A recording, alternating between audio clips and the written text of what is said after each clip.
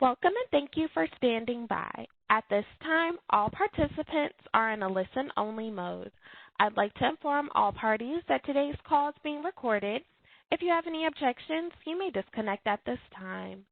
I would now like to turn the conference over to Mr. Tommy Wright. Thank you. You may begin. Tommy Wright.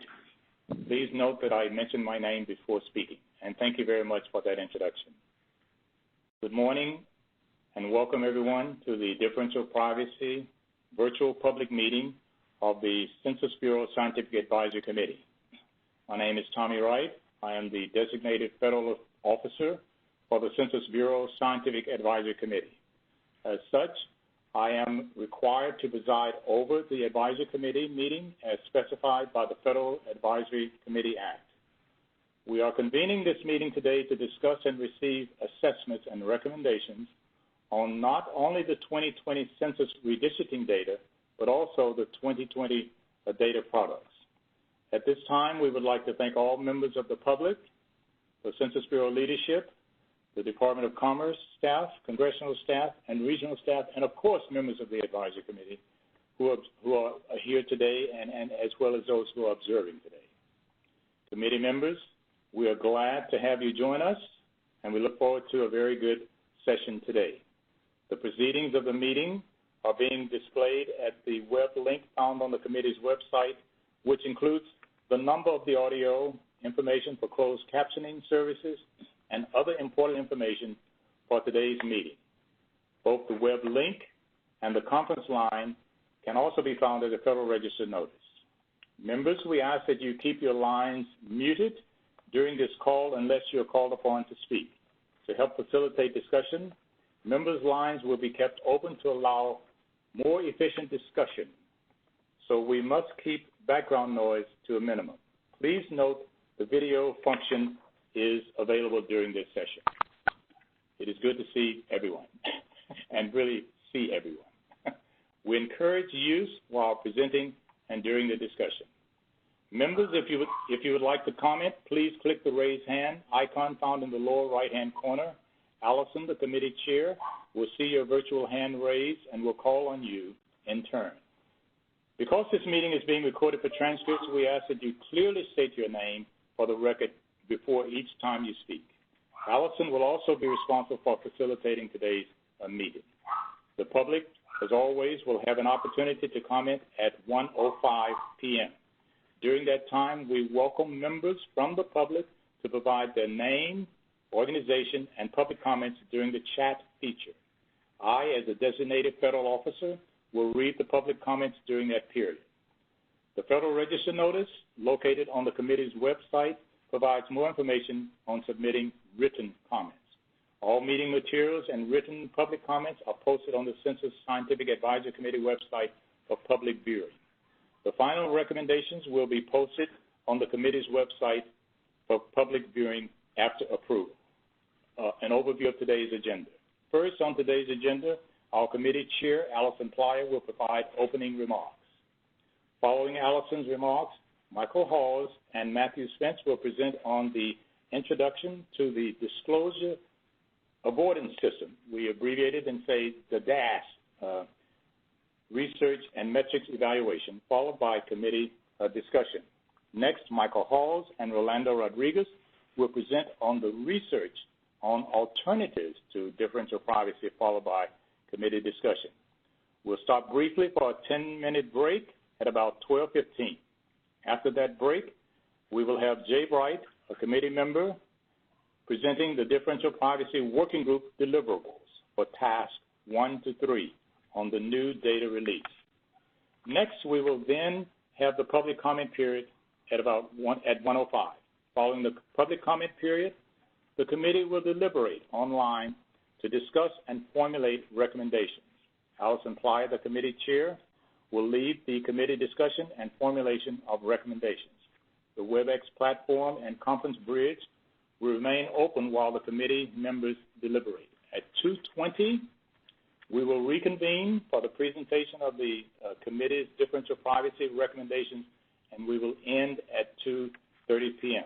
I would like to remind committee members once again to click the raise hand icon when you are ready to speak.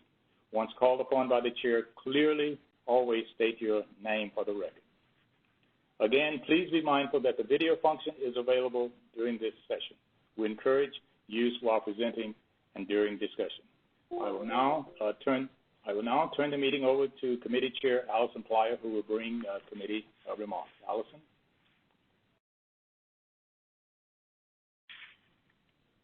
Unmute. There we go. Can y'all hear me? Yes. Great, thank you. I'm Allison Plyer. Good morning and welcome, everyone. I want to start by thanking the Census Bureau for really their high level of communication and transparency and public engagement around the topic of differential privacy. This meeting is a prime example of your earnest efforts to get input on this evolving new methodology. So thank you for setting up this meeting. The CSAC is pleased to be asked to provide recommendations on this important topic. The Differential Privacy Working Group of the CSAC has worked hard this last month to more fully understand this very complex topic, the methodology for which is evolving rapidly. And the census subject matter experts have been extremely helpful in answering questions at relatively short notice, so thank you all for that. The bottom line is that this is a very complex topic, which is continuing to evolve, and we've attempted to consider it and provide some draft recommendations for this special meeting. Where we've arrived is that it's difficult to draw conclusions about the best path forward based on the information available to date, and more information really is needed. That said, the working group has attempted to forward our best thinking on several aspects of the differential privacy development and its impacts, which we'll share today. There are still several risks that have not been fully identified or quantified and will need the attention of Census Bureau leadership. But we'll get to that later. To get us started, I'm thinking I should take a minute to just go around the horn and have all the CSAC members introduce themselves. If you would just say your name and your organization or institution, I'll go first to model, and then I'll call on you all one at a time. So I'm Allison Plyer, Chief Demographer of the Data Center in New Orleans. Is Deborah Bach there? Deborah, can you introduce yourself real quick? I'm not sure if I thought she had signed on. Okay, we'll come back. She might, and CSAC members, you might want to unmute yourselves real quick because I'm going to call on you. So let's go with Juan Pablo.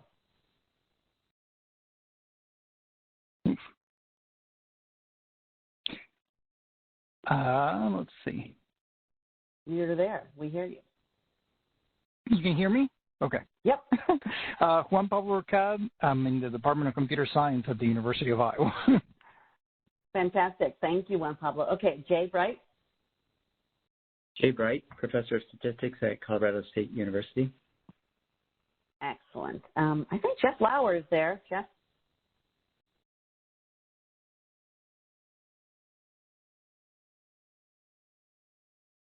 We'll come back to you in a second, Jeff. John Chaika. John Chaika, recently retired from Mathematica. Excellent. Rochelle? Hi, I'm Rochelle Winkler, a professor of sociology and demography at Michigan Technological University. Excellent. Tom Brunel? Tom Brunel, I'm a professor of political science at the University of Texas at Dallas. Excellent. Bill Clark?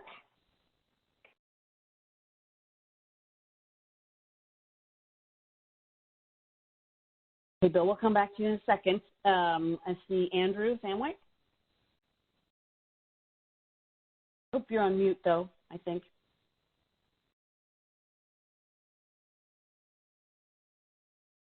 Oh, we see you waving, but I didn't hear you, Andrew.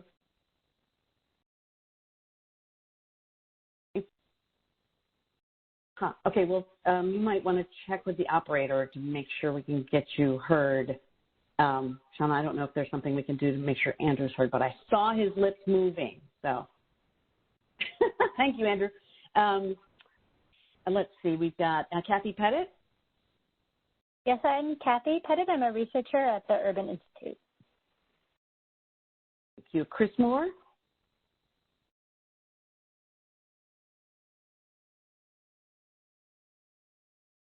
Saw you a minute ago, Chris.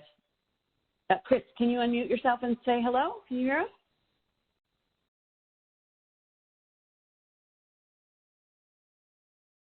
Oh, your lips are moving as well, Chris, and we're not hearing you.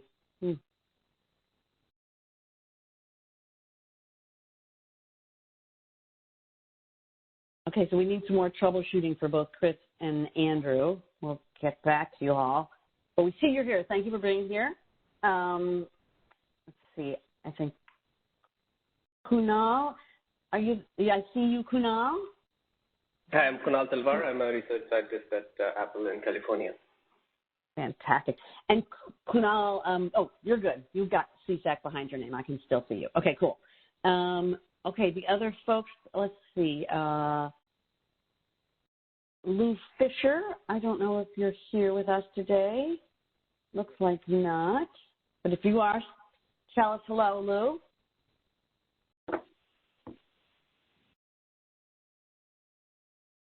I don't think so. That's okay. And Mario, I know you're here, Mario.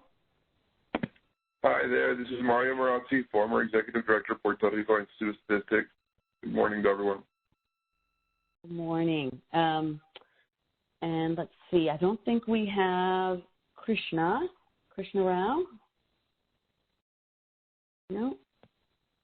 Yeah, I don't think he was going to be able to attend. And then Jessica McKellar, I don't think she was going to be able to be here. Okay, good. It looks like Andrew is on the right line now. Hey, Andrew, you want to introduce yourself? Hi, Andrew Samwick, Professor of Economics at Dartmouth College. Perfecto. Thank you so much. Okay. Let's see. Joe Whitley, are you there? I don't think he's there, and that's okay. Okay, so then I think we've got Deborah Bach is here. Probably. Yes, can you hear me? Yes, we can hear you. Go for it. Hi, great. Yeah, hi everyone. I'm Deborah Balk. I'm the director of the CUNY Institute for Demographic Research and the professor at Baruch College at the University of New York. Sorry for the technical delay before. No problem. We're glad you're here. That's great. Let me try Bill Clark again. Bill, can you hear us?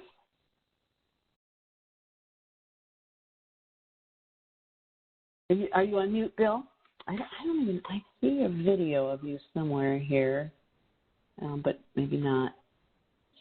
I think we've got a couple people. So Andrew had a problem where he called in on the public line on accident, and you might, Bill, also be on the wrong line. So we'll see if we can troubleshoot that. And then Jeff Lauer, I can see your little video, but I'm not sure if you're here. Let us know if you are. Yeah, I'm not hearing Jeff. Okay, so we've got, I know Bill is here, Jeff is here, Chris is obviously here. We can see you. We can't hear you yet. Chris, have you figured out your technical difficulties? Did you call in on the wrong line? Yeah, can't read your lips, I'm afraid. But anyway, I don't know if someone can give Chris and Jeff and Bill. Allison, this is Shauna Banks. We're thank you, please. Okay, great. Fantastic. I think that covers everybody. I'm glad we're working out the logistics here so we can have a good discussion in a little bit. But really appreciate, again, the Census Bureau setting up this meeting. And thanks so much to all the CSAC members, particularly working group members, but everyone for your time today. It's going to be an important meeting. So I will turn it back over to Tommy.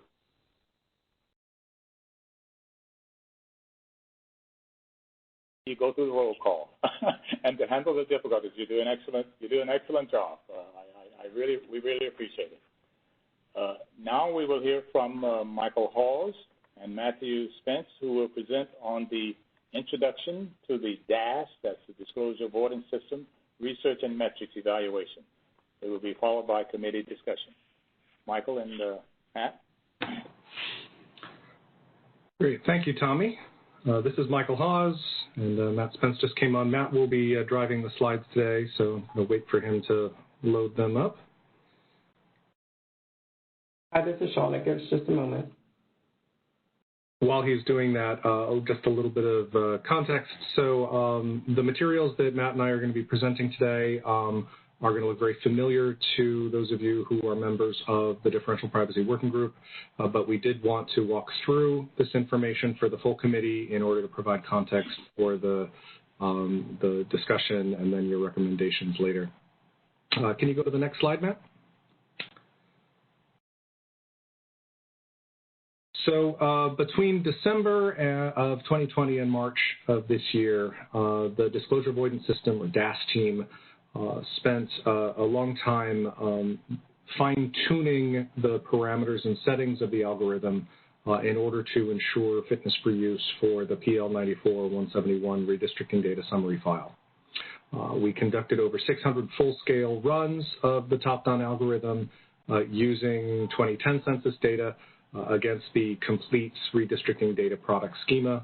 And our goal in conducting these experimental runs was to evaluate different settings of the algorithm against their corresponding accuracy and fitness for use, with particular attention to the overall setting of the privacy loss budget, the query strategy that the algorithm uses to produce the PL tabulations, the allocation of the privacy loss budget across geographic levels within the post-processing, and then the allocation of the privacy loss budget across the queries themselves. And throughout this process, we were working very closely with subject matter experts in both our demographic and decennial directorates to evaluate the accuracy and fitness for use of the resulting data with each set of these parameter settings. Next slide, please.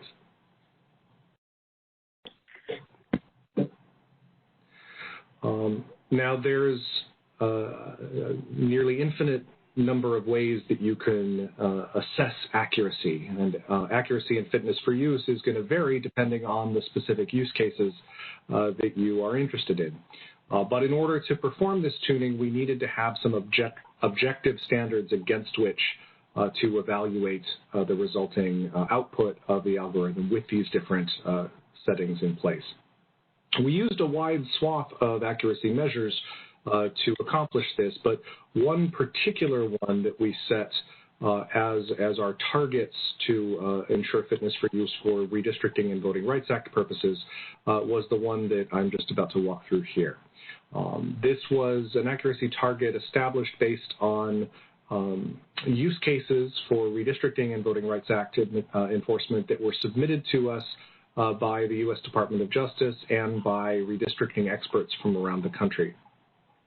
And the target here was that we wanted to ensure the statistical reliability of demographic data for the largest racial group in any geography for on-spine and off-spine geographies that had at least 500 to 549 persons in them. And our target when doing this tuning was to ensure that that proportion of the largest racial group as a share of the total population for that geography would be within 5 percentage points of the enumerated value at least 95% of the time. Next slide, please.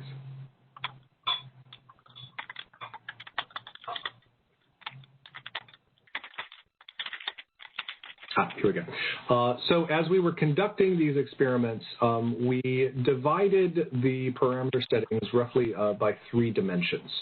The first dimension was investigating how changes in the query strategy that we were using to take the noisy measurements in that first stage of the algorithm's process, the query strategy that we were using to take the noisy measurements. And so we evaluated 2 different approaches. Query strategy 1 looked at the full suite of the tabulations that you see on the left there and relied on the full 63 category race variable, the 63 mutually exclusive categories of race crossed with each other.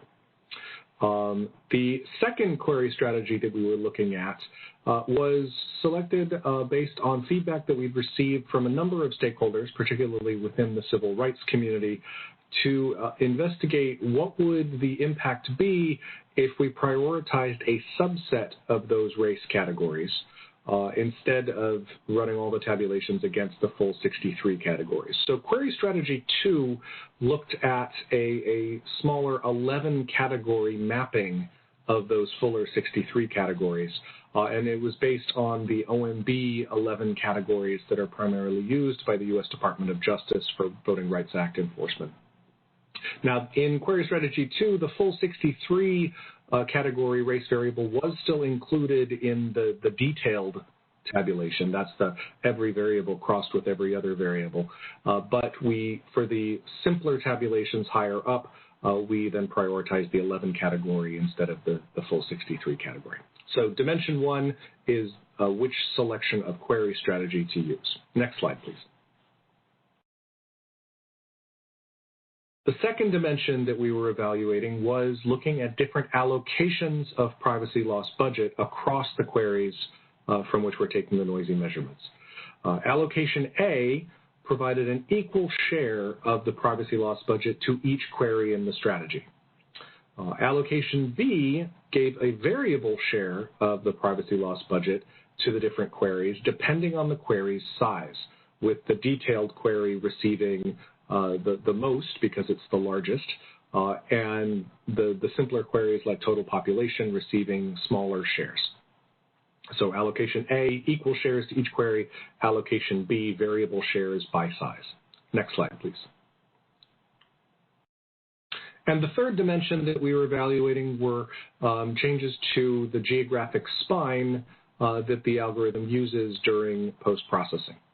And so the two versions of the spine that we were evaluating in these experiments, the first was what we call the AIAN spine, the American Indian Alaska Native spine, that isolates American Indian Alaska Native tribal areas at the state level and then processes them isolated from the remainder of their states from the state level all the way down to the block level. The other dimension that we were looking at for the geographic spine was what we call the optimized spine. And this retains that isolation of the tribal areas within each state, but then also redefines geographies to better approximate or bring off-spine entities closer to the spine. So with these, we were optimizing at the block group level, essentially redefining block groups from their traditional tabulation geography borders to what we're calling optimized block groups that more closely resemble the boundaries of key off-spine entities like minor civil divisions in strong MCD states or places, incorporated places, and census-designated places in non-strong MCD states. The optimized spine also isolated group quarters facilities into their own optimized block groups, again, to improve the accuracy for group quarters populations and to prevent the diffusion or bleeding effect of group quarters populations into their surrounding areas or vice versa. So the third dimension here is which of these two spines we were looking at. Next slide, please.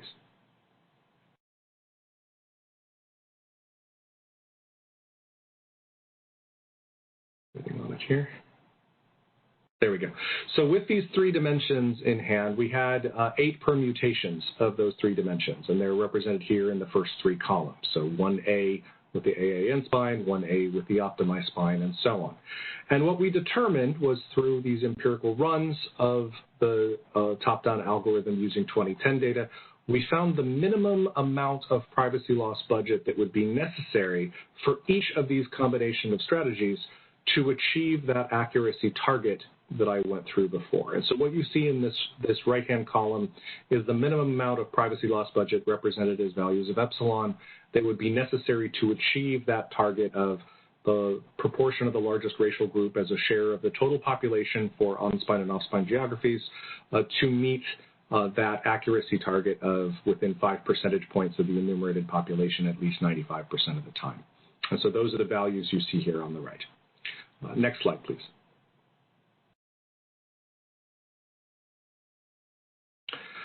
We then also, in addition to using that specific accuracy target, we then also reviewed a range of accuracy measures at a variety of different geographic levels, and we have those listed here. Total population, voting age population, race alone or in combination, and so on. We also considered the implications of the combinations of those parameter settings, the implications of those across a range of measures for the extension of the redistricting data to the fuller demographic and housing characteristics files, which will be produced at a later point using the PL data as an input. We selected query strategy 1, which was the full Cen race variable, allocation B, which was allocation of privacy loss budget proportionally by query size, and the optimized geographic spine as the sets of parameters to move forward with for the demonstration data. And these were selected because they gave us the best combination of accuracy and fitness for use across all of these measures. We also allocated additional privacy loss budget to the block group level to further improve certain statistics. Next slide, please.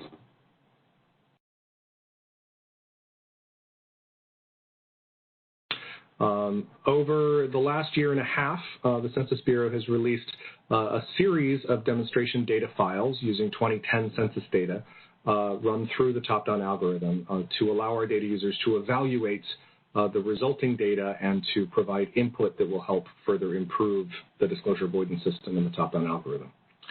The first 4 sets of demonstration data from October 2019 through November of 2020 used a conservative global privacy loss budget that was set by DCEP in October of 2019, and we kept it at that conservative PLB across those 4 releases in order to permit algorithmic improvement, evaluation of algorithmic improvements, rather than evaluation of improvements due to adding privacy loss budget.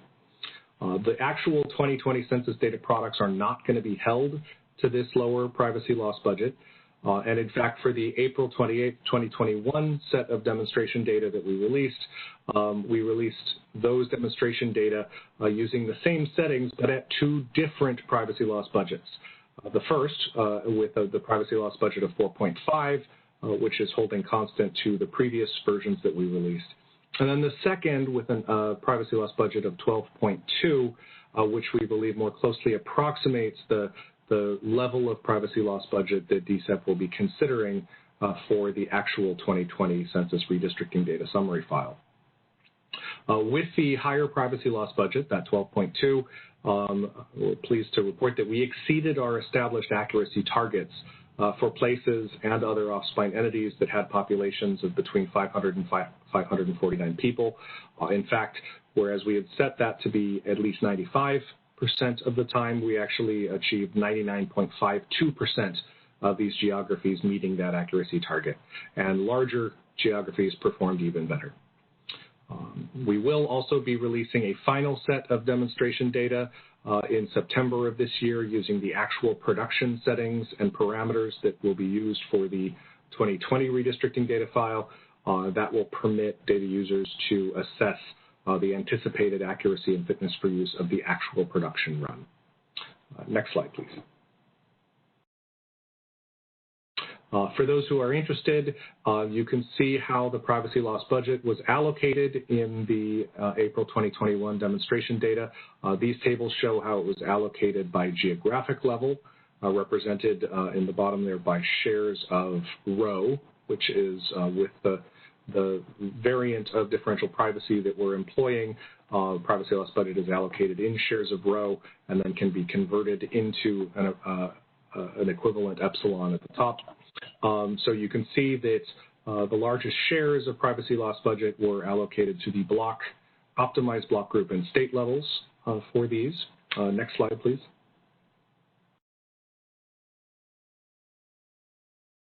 And here you can see how the privacy loss budget was allocated by individual queries at each of those levels. And so you can see, again, with that proportional allocation, large shares were allocated to that detailed tabulation, which is each attribute crossed with each other attribute. And I'm happy to go into any of these in more detail during questions. Next slide, please. And with that, I'm going to turn things back over to Matt, who will walk you through some of the accuracy assessments that we've been doing internally on the resulting data. So Matt, take it away. Hello, everyone. This is Matt Spence. I'm in the Population Division here at the U.S. Census Bureau. And today I'm going to be talking about some of these detailed summary metrics that we've been using and promulgating, putting out there for data users to evaluate how these DAS runs are performing. So what are these detailed summary metrics? What we do is we compare the tabulated quantities at various geographic levels for a particular DAS run to the published 2010 tabulations. So we're comparing the PPMF value, or a DAS run's tabulated value for, say, total population at the county level or the Asian alone population at the tract level, to the published swapped 2010 data. The reason for this is that it makes it very easy for people to sort of follow along with our metrics, and we don't leak further privacy, erode privacy from the 2010 CEF. So that's why we didn't compare to the unswapped values. But in general, as someone who's looked at these, both ways, I can tell you that the numbers that you'll see are very, very close, no matter what you look at. So the metrics that we've been releasing have generally been expanded with feedback from stakeholders and data users.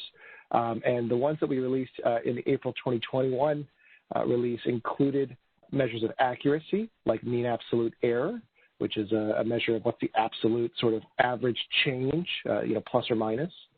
We also looked at mean absolute percent error, or MAPE, which is sort of a relative measure of accuracy, taking the percent absolute change. We look at things, measures that tell us about bias. Is there any kind of directional change on average? In particular, if you break it up by size categories or other sort of categories, is there a directional change? And then lastly, we look at outliers. So we'll count outliers above particular thresholds. Sometimes they're percent thresholds, sometimes they're numeric thresholds. So let's just go through a quick couple of examples of how these get done. I'm sure that you're familiar with this, but just in case, what we do is we'll list all of the counties, all 3,143 counties that are stateside. We'll take the published 2010 population. We'll compare that. This is the PPMF population from the April 2021 release at the higher global epsilon. We'll compute the error, take the absolute value of that error, and take the mean, or the average value. And so what we see is that for all counties in the U.S., the mean absolute error is about 4.91, which means that they gain or lose about 5 people on average. So the average county looks like Loving, Texas, where they gain or lose about 5 people from their total population. Another measure that we'll be sort of exploring is MAPE, mean absolute percent error.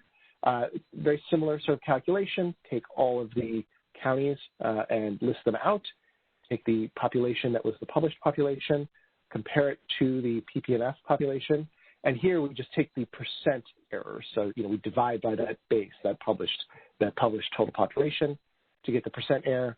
Take the absolute value of it, and you can see that the mean absolute percent error is actually 0.04%. So those 5 people plus or minus, when you compare it to the relative size of county total populations, it's about 0.04%. We think that's pretty good. We can see here that Loving, Texas, although it was a 5-person change, because it's such a small population, it ends up having a 6% change when you're looking at relative errors. Another thing to keep in mind that we've heard some feedback from our stakeholders, and we just wanted to sort of, remind folks that when we're looking at outliers, we need to keep the sort of overall size of the population in mind. So here we're looking at county-level race statistics. We've got the major race groups alone, and then we've collapsed 2 or more races into one category.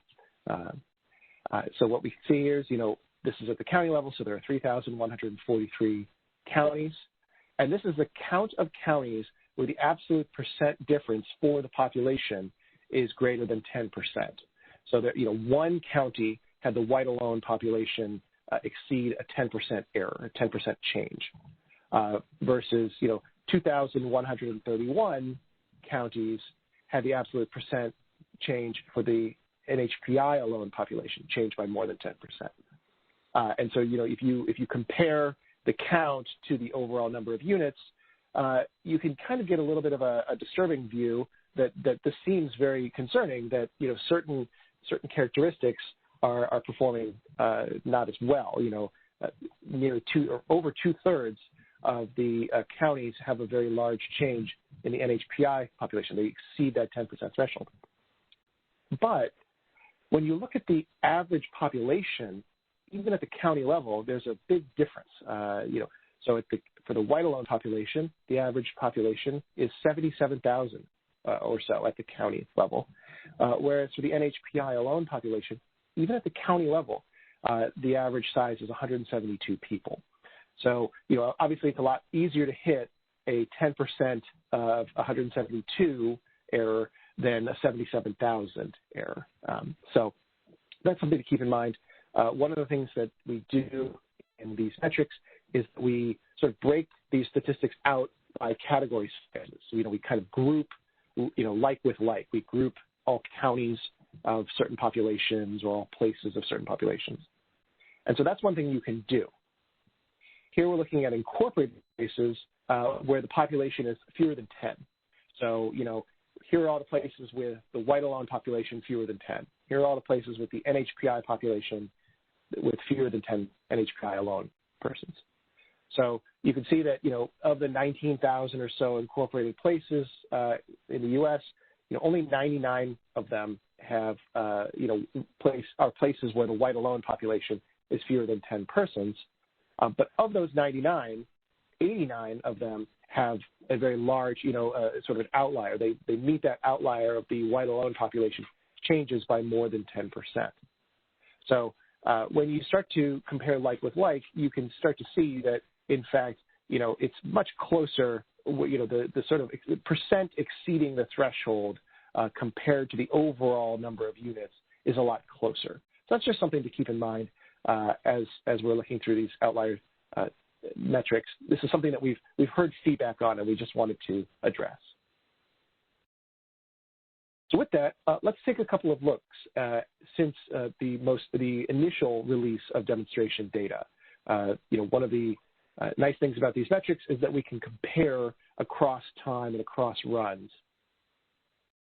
So here we've got the MAPE, the mean absolute percent error, on the vertical axis. It ranges from 0 at the bottom to about 0.8% at top, so 0.8%. On the horizontal axis, we have different vintages of the demonstration data. So we've got, October 2019, which was the first release of demonstration data from the top-down algorithm, and we've got the two April 2021 releases over here on the right. First, the global epsilon of 4.5, and then to the far right is the global epsilon of 12.2. And so what we can see is that, we also include just a little note that kind of says, translates this mean absolute percent error to the, mean absolute error. So you can really see the improvements at the county level. We've gotten, like we calculated earlier, 0.04%, which is a pretty good number for that. We've seen a significant amount of improvement for the less populous areas. The less populous counties are no exception. You can see that in October 2019, the mean absolute percent error was nearly 30%, or 76 people. And now it is, below 2%. I believe it's even below 1%, and it's about 3.7 people. So a significant amount of improvement for those counties with populations less than 1,000. Places give a similar story. We saw that the mean absolute percent error was about 10% for incorporated places back in October 2019, and now it's less than 2%. From 85 persons plus or minus on average to about 21 persons plus or minus. Again, these are all total population numbers so far. And like we saw with counties, the smallest, less populous incorporated places see a significant increase in accuracy.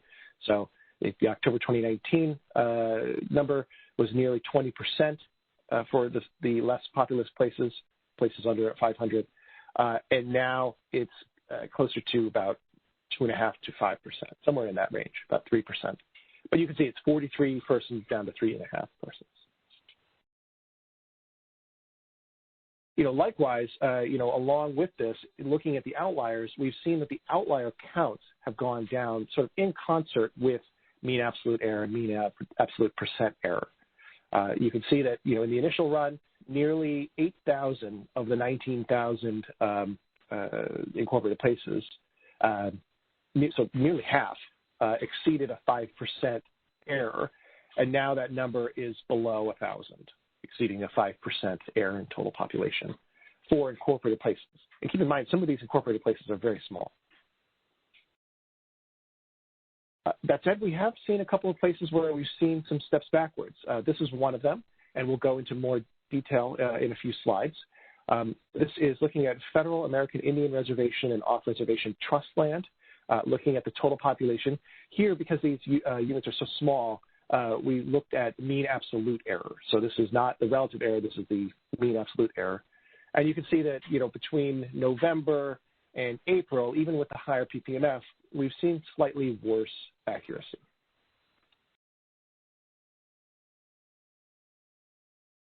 So those are all looking at total population, but we see a similar story for characteristics data as well. You can see that, here we're looking at county AIAN alone population.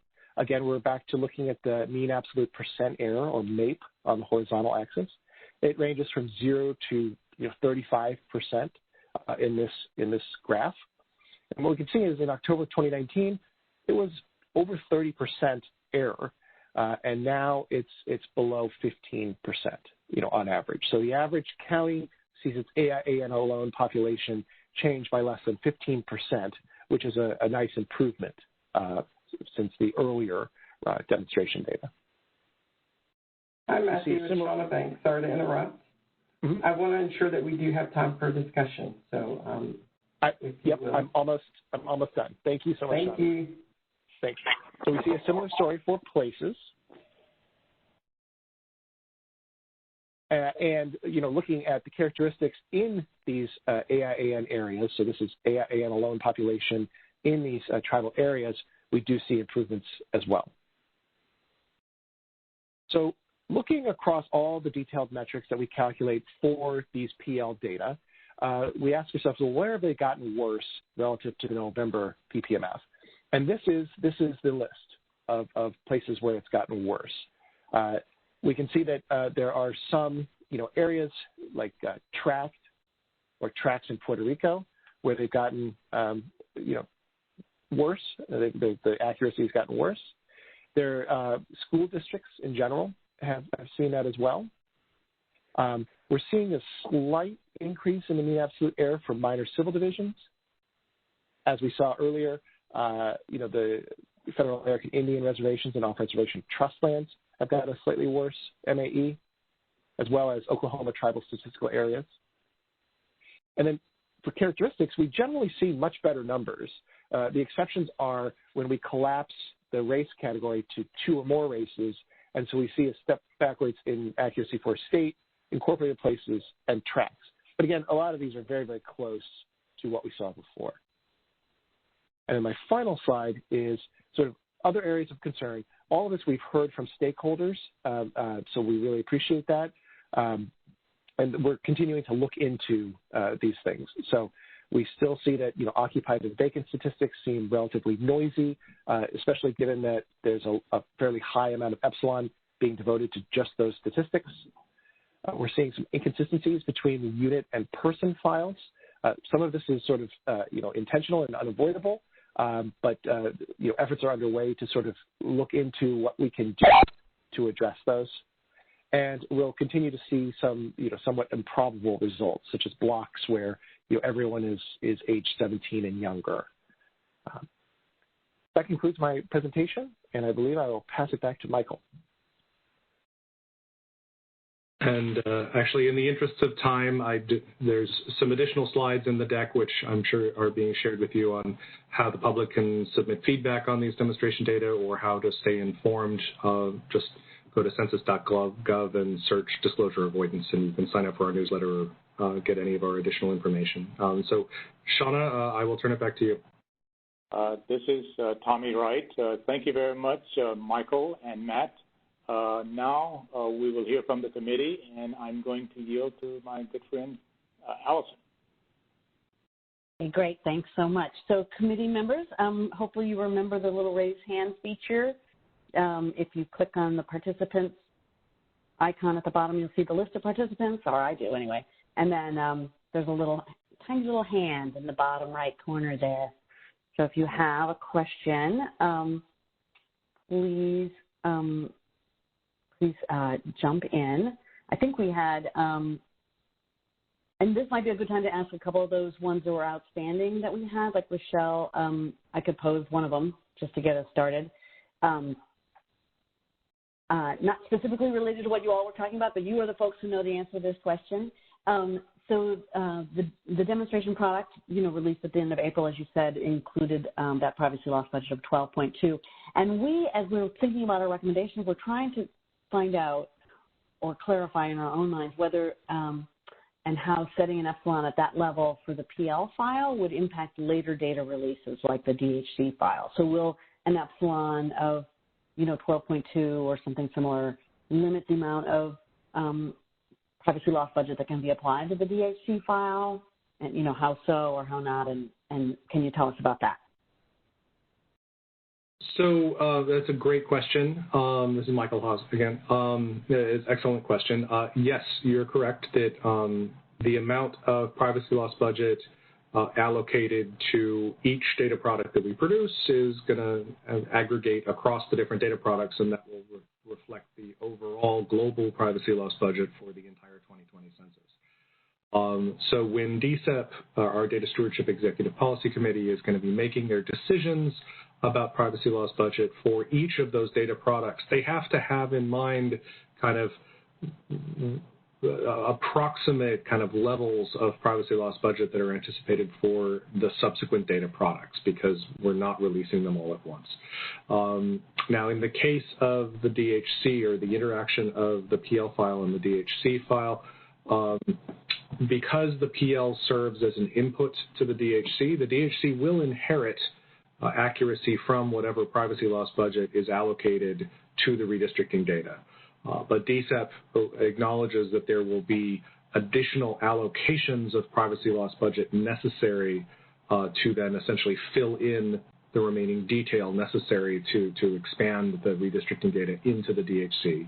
And they recognize that there are going to have to be additional shares of privacy loss budget allocated to all of the subsequent data products, including the detailed DHC and any kind of subsequent or out-year uses of census data. So all of these are kind of in the back of DCEP's mind as they're making any decisions about privacy loss budget, and they absolutely will be thinking ahead to DHC and to the later data products when they make that final decision about privacy loss budget for the redistricting data. Great, thank you so much. That's so important and helpful to understand. Okay, Chris Moore, do you have a question? And let's see if we can hear you now. Hopefully we can. Can you hear me? Yes. Yes. Okay, good. It was concerning that the numbers have gotten worse for elementary, secondary, and unified school districts. And I have just finished a paper which I've shared with the committee about data for children, 0 to 17. And Bill O'Hare has done some analyses which replicate what you're doing, as far as I can tell from reading the paper and listening to the discussion, and find substantial amounts of error. And that's for 0 to 17. It doesn't look at children like preschool children as opposed to children, say, 6 to 17. So concerned about the error associated with differential privacy for data about children.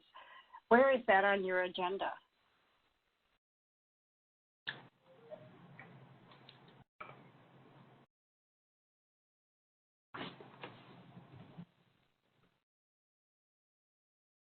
So I'll start, and then I'd like to hear from Matt too. But I mean, certainly, I mean, when we received this feedback from Bill O'Hare and from others, and it is something that we're looking at.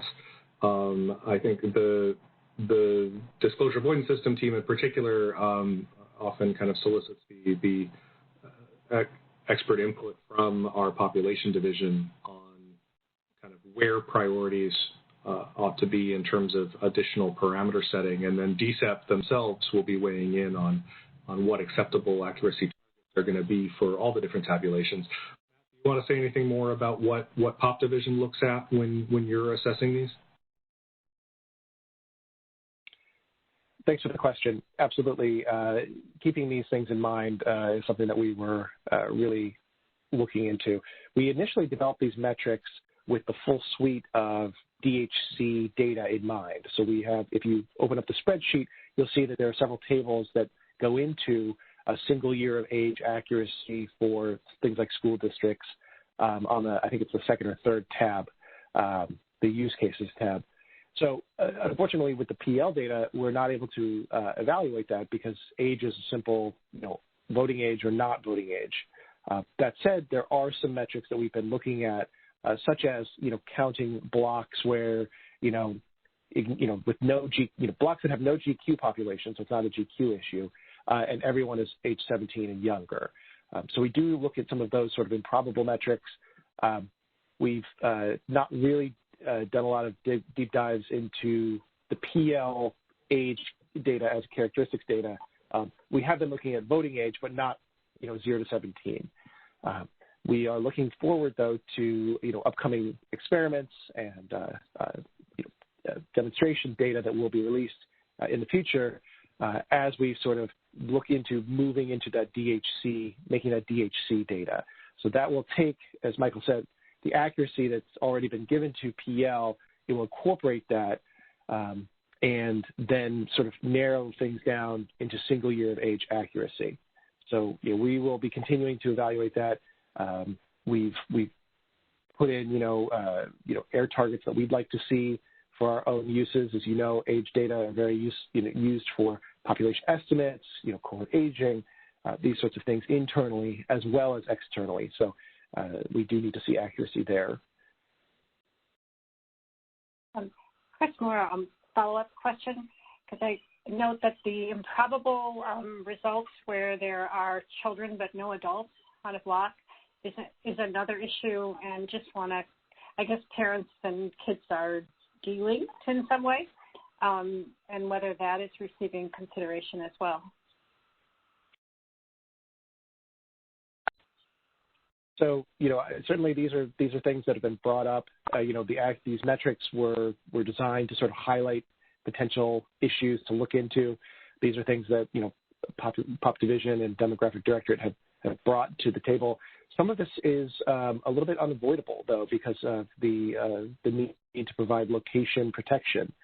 Block level data, is going to be, a fairly noisy instrument. And there are going to be the disparities between the MDF unit file and the person file. So that sort of block level data we sort of look into internally just to see what's going to be going out there. But in general, we'll be encouraging people to use higher levels of geographic aggregations, and that should reduce some of those results. And we have another question from Rochelle. Hi, this is Rochelle Winkler. Thank you for a really excellent presentation. I am interested in talking a little bit about the allocation of the privacy loss budget. It looks like the detailed race combination data by all the other variables takes up a vast amount of the privacy loss budget. And I'm just wondering if it's a Voting Rights Act requirement to make all of that detailed race combination data available at the block level, or would it be possible to only release the 11 race ethnic groupings at that block level scale? And is that sort of thing something that you've paid attention to in terms of how it affects what the epsilon needs to be set at and how much accuracy other variables get? So I can take this one. This is Michael Hawes again. Excellent question, and it's one that we've gotten from a number of directions over the last year. essentially, there's a few factors at work there. I think you're absolutely right to point to the sheer number of categories as a challenge in allocating privacy loss budget. And we did receive suggestions to try collapsing or binning the race categories. Now, at the stage in the process where we were getting those suggestions, it wasn't going to be possible to actually change how we were reporting the redistricting data product because the structure of that was set through a deliberative process, and we couldn't change either the structure of the file or the tabulation systems that we're going to need to produce that at this stage in the decennial process. Although that certainly is something that might be worth considering as we start planning activities for the 2030 census. We did, however, as I mentioned before, want to explore whether there were accuracy gains that could be made by changing how we were processing the race variable within the disclosure avoidance system, and that was that one dimension of the experimental runs that we did where we were looking at that collapsed 11 category race variable for many of the queries in the query strategy. What we ultimately found, however, was that it didn't really yield much in the way of gains, and that we felt when we were looking at the suite of accuracy measures, we felt that using the full race variable actually provided better results overall.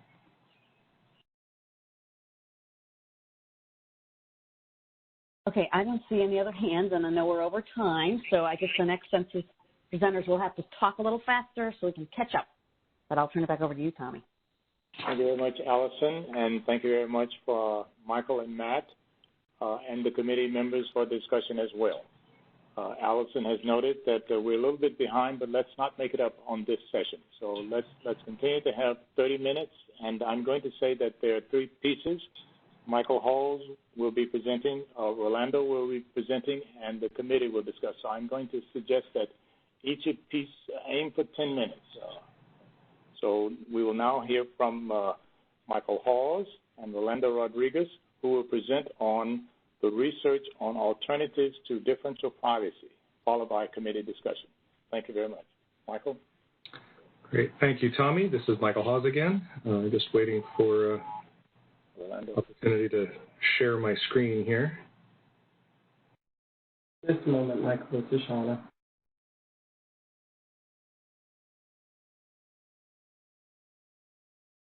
I see the screen. Lisa, please give control to Michael Hall.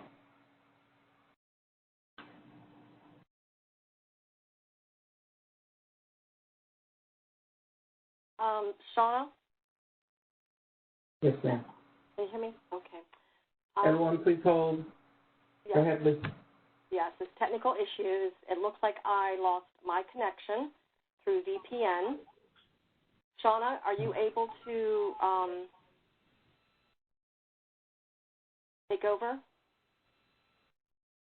Or actually, Tony, because I think yes, this is screen. Tony Tony. may be able to make you. Who should I give it to? Michael Hall, please. Okay. Very good. My apologies, everyone. Yeah. Just one moment. We appreciate your patience.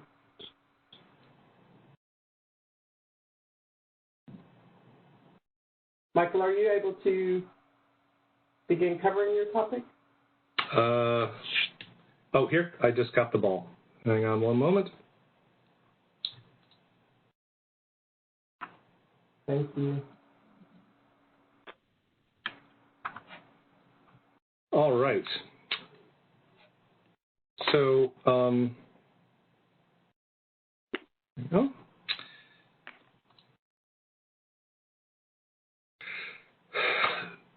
Actually, sorry. In early June, the Census Bureau's Data Stewardship Executive Policy Committee will be making the final decisions regarding the privacy loss budget for the Redistricting Data Summary File, as I mentioned before. Now, we've gotten a lot of questions about how DSEP will be making this decision and what information they will be considering as they do so. most of the inputs to that decision-making will be the very sort of accuracy measures and metrics that Matt just walked us through. And the feedback and analyses that we've been receiving from our data users who have been evaluating the April 2021 demonstration data product. But to contextualize the impacts of these decisions, DCEP will also be looking at what the impacts on privacy and accuracy would be of some alternate disclosure avoidance methods. This is a very useful comparison to make when making some of these tough decisions. So this presentation will examine the results of some of the research that we've been conducting internally into these alternatives that DCEP will be considering as they make their decisions about the final privacy loss budget for the redistricting data. Now, the selection and implementation of any disclosure avoidance method will impose a fundamental trade-off between the degree of data protection on the one hand, how much privacy and confidentiality protection you're imposing, and the quantity, accuracy, and fitness for use of the data on the other hand. And these impacts on the usability of the data are not merely a byproduct of the confidentiality protections. They are the principal mechanism by which you protect privacy and confidentiality. So this is a fundamental trade-off between privacy and accuracy that you have to take into account. At its simplest, you can think of this trade-off as a spectrum. On the one extreme, you've got perfect privacy with completely useless data. And at the other extreme, you have perfect data with no privacy protections at all. The key is to find the point in between these extremes where the data are sufficiently accurate to meet their intended uses while being sufficiently protected to meet your legal and ethical obligations to safeguard the data. Now, in reality, this simple two-dimensional representation of the trade-off is an oversimplification. Quantity of the data, granularity of the data, and the relative accuracy of different tabulations in your data products are all different dimensions to consider in this decision-making, as are protections against different types of privacy attacks. But for illustration purposes, this spectrum highlights the basic problem that we have to solve. That said, once you've identified that point where the data are sufficiently protected and sufficiently accurate, you can represent that point on the spectrum as your privacy loss budget. And you'll see this with the acronym PLB or the Greek letters epsilon or rho, depending on the context in which you're looking at it. Now, determining this optimal level of privacy loss budget is a policy decision, and it's a difficult one at that, because these are countervailing obligations: produce quality data and protect privacy. So DCEP is going to have its work cut out for it when it has to make these decisions. And as I mentioned before, a lot of different factors are going to go into that decision-making. Evaluations of fitness for use, both internally, those internal evaluations that especially our population division has been performing and that our Redistricting and Voting Rights Act office has been performing, but also evaluations on fitness for use that we've been receiving from our data users and other stakeholders based on the most recent set of demonstration data. But there's a variety of factors in addition to these that can be evaluated as part of the process of making this decision. And as I mentioned before, it's helpful to kind of be able to contextualize this and to understand, well, okay, were we to use a different disclosure avoidance method, were we to have gone a different direction, what would the implications have been? And compare essentially what the impacts of prior methods of disclosure avoidance that have been used to be able to contextualize, as I said, and compare what these impacts on privacy on the one hand are and on accuracy, quantity of data, and fitness for use on the other hand. So my colleague, Rolando Rodriguez, has been working as part of a team investigating some of these alternatives in order to provide that kind of contextualized information to DCEP when they have to make these difficult decisions next month. So with that, I'm going to turn it over to Rolando to walk us through the results of the research they've been doing into these alternative methodologies. Thank you, Michael. Can you hear me? Yes. Yes. All right, thank you. So thank you all for being here today. As Michael said, I have been the lead on what we're calling the DAS reconstruction team. So I'm going to give a bit of background on what that team has been doing since February of last year. Next slide, please, Michael. So I'd just like to start off by saying that the DAS reconstruction team is a separate team from the DAS science and DevOps team. Those teams are still working at full speed to finalize the implementation of the top-down algorithm and the DAS surrounding it for the 2020 census production. That being said, back in February of last year, a group in the Center for Enterprise Dissemination Disclosure Avoidance area, DA, began assessing the potential impacts of swapping and suppression on the 2010 census.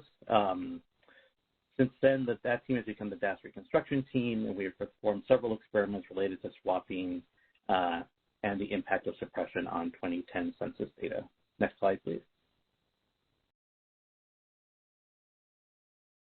So I'll start off talking about suppression. I'll give a bit of background on how suppression works, so apologies if it's too simple. But these experiments, so the counterfactual world here is that we took the suppression rules from the 1980 census, which was the last time that suppression was used as a main method of disclosure avoidance for a census, and we applied the 1980 suppression rules to the 2010 census edited file.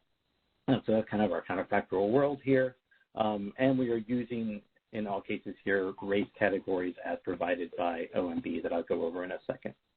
Next slide. So what is suppression? So suppression involves removing information from published tables in order to protect privacy.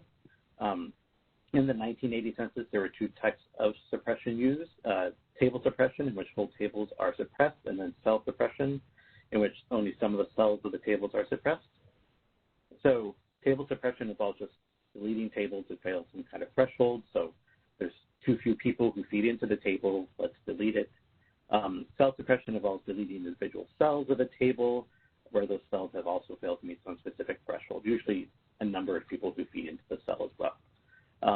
Cell suppression is typically harder to implement because you have to worry about this issue called complementary suppression. Apologies for misspelling complementary. Next slide, please. So it is complementary suppression. So say you have a two-way table where you're reporting both the internal cells of that table and you're reporting each marginal. You might have a rule that say cells with fewer than 5 people going into them need to be suppressed. So in this case, the 2 here would be suppressed. So what do? We take the table, we take the 2 and we suppress it, change it to 0, give some kind of placeholder number or letter in here, if it S. This is called a primary cell suppression. And the thing is that you can't just stop here if your goal is to protect that particular number. So next slide, please. So if you're reporting the marginals for this kind of table and you try to delete a cell, you can in fact get the cell back from simple subtraction on either the row or the column associated with that cell.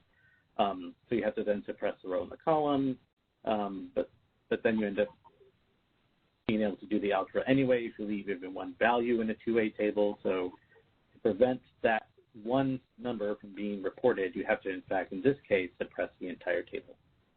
So this is what we mean by complementary suppression. There are suppressions that have to go along with the primary suppression to make it actually effective. Next slide. So how did suppression work in the 1980 census? Well, we assessed the impact of the 1980 rules on 2 sets of table products from the 2010 census, the PL94171 redistricting data, and the summary file 1 products, which will be the DHC products in 2020. And as I said, we use these race categories from OMB and that are implemented by the Department of Justice voting section. So those are basically the 7 major race categories, either alone or in combination with white, with a final 2 race categories that takes everyone else. And then for ethnicity, we simply have a binary Hispanic or Latino versus not Hispanic and not Latino category. Next slide. So the rules that affected each of these kinds of outputs were for the PL94 tables. So for the 2010-based PL94 tables using the OMB race categories, if we had applied the 1980 suppression rules, so that's the world we're in, there have been a couple of rules that have applied to the PL94 tables. One is that if you have a table of a demographic that is not race or ethnicity, but that is crossed by race and ethnicity, then you can only report that table if they're between 1 or 14 people in each of the race or ethnicity groups. So if any one of the race or ethnicity groups has a value between 1 and 14 for that particular geography, you can't report the table. So this would apply to 2 of the PL94 products from 2010, Table P3, which is race for the voting age population, and P4, which is Hispanic or Latino by race for the voting age population. The other rule that would apply to the PL tables would be cell suppression, where cells of 1 or 2 would be replaced by 0.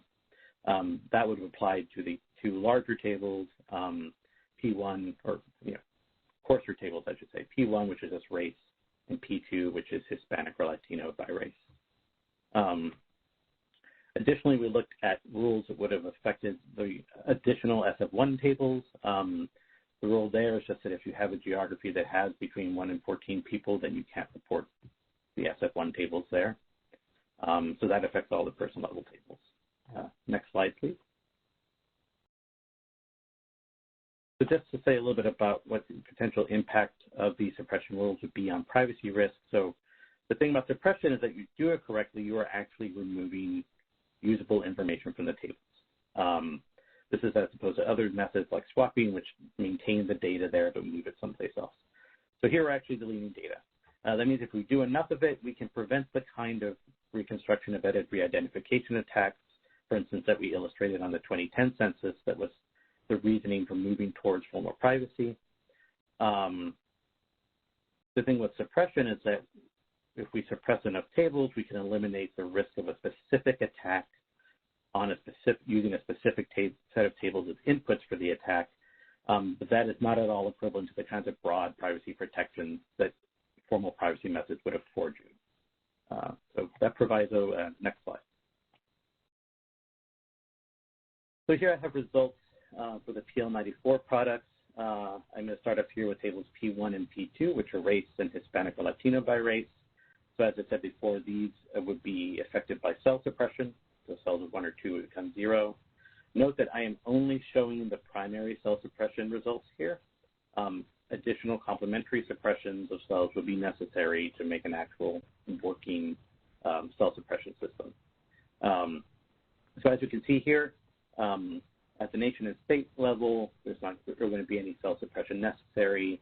But starting at the county, we have for table P3, 2.4% of cells would have to be suppressed, primary suppressions, working up to a maximum of 10% of the cells for the block groups.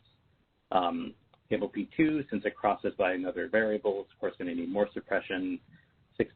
Almost 7% of cells at the county level would need to be primary suppressions, working up to 14.5% of the cells at the block group level would have to be primary suppressions for table P2.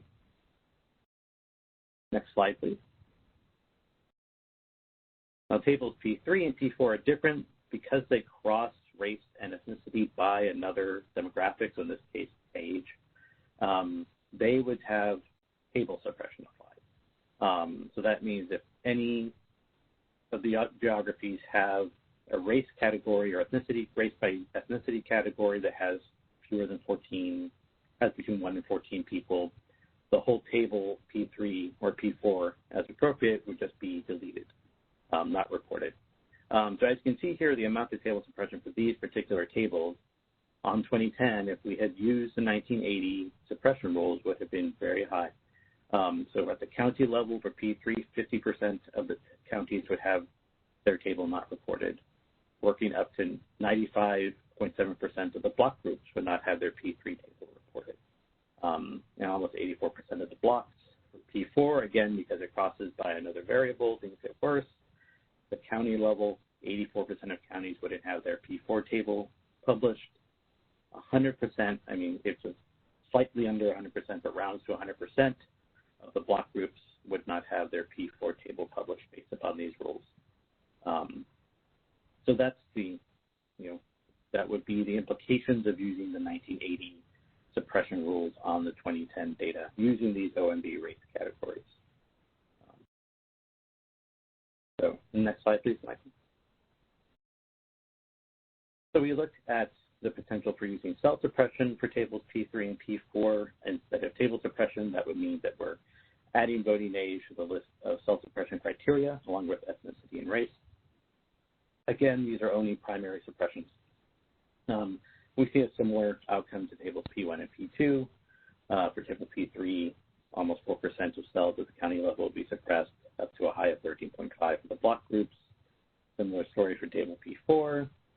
9% of cells at the county level would be primary suppressions, up to almost 18% at the block group level. Next slide. And lastly, we looked at what would be the number of geographies that require suppressions for additional SF1 tables, so tables that aren't just race or just ethnicity would have this rule applied. As you can see here, for person-level tables, so the criteria there was that you have to have a geography. If your geography has 1 to 14 people, then you're going to get SF1 tables suppressed. At the block level, as you can see, almost 40% of blocks would not have additional SF1 tables suppressed using the 1980 rules on the 2010 data. For housing units, the rule there is you have to have, if you have 1 to 4 occupied housing units only, then you have your housing unit table suppressed. The tables that aren't just occupancy. There at the block level, around 33% of blocks would have their house unit table suppressed. And there would additionally be a need for a little bit of suppression of tables at the tract and block group levels for both persons and house units as well. Next slide. So the DAS reconstruction team also looked at the application of the relaxations and extensions of the swapping algorithm that was applied to the 2010 census. And we looked at that on both accuracy metrics and re-identification metrics. Next slide, please. Give a quick primer on how swapping works. Swapping in 2010 was done at the housing unit level. So if one housing unit was swapped completely with another housing unit, you first have to determine the key that you're going to use to match units. So in the illustration I have here, we're going to match based upon housing unit size, the number of people in the housing unit. You have to choose your between and within geographies, so which geographies are going to swap within and which geographies are going to swap between. So here we're going to swap between blocks, but we're going to swap within tract. But that could also be within county or within state. For 2010, since the state population totals had to be invariant and other reasons, the swapping was within state. You then have to determine which units to swap. This is often done. It's not that the entire population is selected for swapping. People who implement swapping often will have some algorithm for choosing particular households they think are at risk of disclosure and putting them into the set of housing units that can be swapped. You then select the rate that you want, and then you have to find pairs. So in the illustration here, if we're going to choose housing unit size as a key and the houses in red are the ones we need to swap, well, then we can swap the housing units that have 4 people in them between block A and block B. So that's a general overview of how swapping works. Next slide. So our initial efforts in using the 2010 algorithm were to adapt it to take whatever swapping rate we wanted, up to 100% if necessary. So the algorithm, as the DAS reconstruction team now has it, allows for the following parameters and adjustments. You can set any swap rate you want between 0 and 100%. You can provide a list of invariants, so that's the swap key that you want to hold between housing units. And we have mechanisms for relaxing those invariants and for extending swaps to whatever geographic level we want between. Next slide. So we prepared numerous iterations of these experiments, with swap rates ranging from 5 to 50% of housing units. We applied pre-swap perturbation of the household size. So in other words, we gave each housing unit a pseudo household size that was plus or minus 1 for up to 80% of units. We gave housing units a pre-swap perturbation of their tract, either within county or within state, for up to 70% of housing units.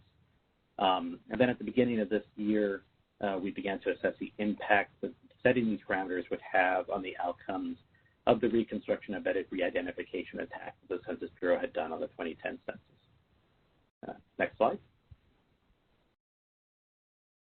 So the key outcomes of those swapping experiments have been that low swap rates had essentially no impact on our re-identification outcomes.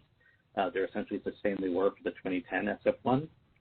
High swap rates had only a minimal impact on re-identification outcomes, and they had a significant impact on the accuracy metrics that you saw Matt Spence present previously, and those metrics were much worse than the April release of the DAS PPMF. Put that all together, that implies that there's going to be some middling swap rate as we've implemented the swapping algorithm, where we might be able to match the top-down algorithm in terms of accuracy, but our impact on reducing re-identification is always going to be low with this swapping algorithm. So I have some results here. For the original 2010 reconstruction experiment, the putative percent of the population re-identified was 44.6%. I have here two swap experiments, swap low, which was a 5% swap with no geographic or housing unit size perturbation, and swap high, which was a 50% swap, where 50% of the housing units had their size perturbed pre-swap, and 70% of the housing units had their tract perturbed pre-swap. So compared to that 44.6%, we can see that the swap low option barely moved that number at all. The swap high option moved a little bit, but really nothing I would call significant in terms of changing our re-identification problem. The confirmation rate in the population for the 2010 experiment was 16.85%. Swap low did not move that much at all either. Swap high took it down to around 13%. That means overall precision, so the number of confirmed re-identifications over the number of putative re-identifications. 2010 original experiment was around 38%, around 37% only for the swap low, so barely a move there. Slightly more movement with swap high, down to around 30%. But as I'll show you next, we don't get a lot of accuracy for that small amount of change to our precision outcome for re-identification. So next slide. So here we have mean absolute error for the total population for county and incorporated places. Comparing these three experiments, so on the left is counties, on the right is places. At the top, we have the results for the April PPMF. Then we have swap high and swap low, the two swap experiments. So as you can see, swap high has much worse accuracy in terms of mean absolute error for either counties or places compared to the April PPMF. Swap low doesn't have much error at all due to how the swapping works, but as we saw before, it moves our needle absolutely nowhere in terms of re-identification. Next slide. Similar results if we start to break out county mean absolute error by race categories. Again, the swap high experiment has much higher errors across the board, except for NAPI, where there's little error compared to these other race categories for any of these experiments. And again, the swap low, you can't really see it. It's a little bit lower than the April PPMF, but again, it doesn't do anything in terms of re-identification or reconstruction. Next slide. So just like to end with a few considerations for what I just showed you, note that none of these algorithms, either swapping or suppression, adheres to a formal privacy definition and they don't have semantics or privacy loss. And we are only assessing them on this one attack strategy, which is the reconstruction embedded re-identification attack that we performed on the 2010 CEF. They don't have, as I said before, any of the broad kind of guarantees of privacy that you can associate with formal privacy definitions. If we were to implement the 1980 census-based suppression rules on the 2010 census, there would have been extreme amounts of table suppression for such state on-spine geography, so counties, tracts, block groups, blocks. Implementation of the relaxations and extensions of the 2010 swapping algorithm would yield little improvement in our re-identification outcomes, even at high swap rates, and as those high swap rates would have a major effect upon broad accuracy metrics. And last, that a production implementation of either of these algorithms, swapping or suppression, would be expected to take at least another half year after a decision to implement them might be made. Those are my slides, and thank you.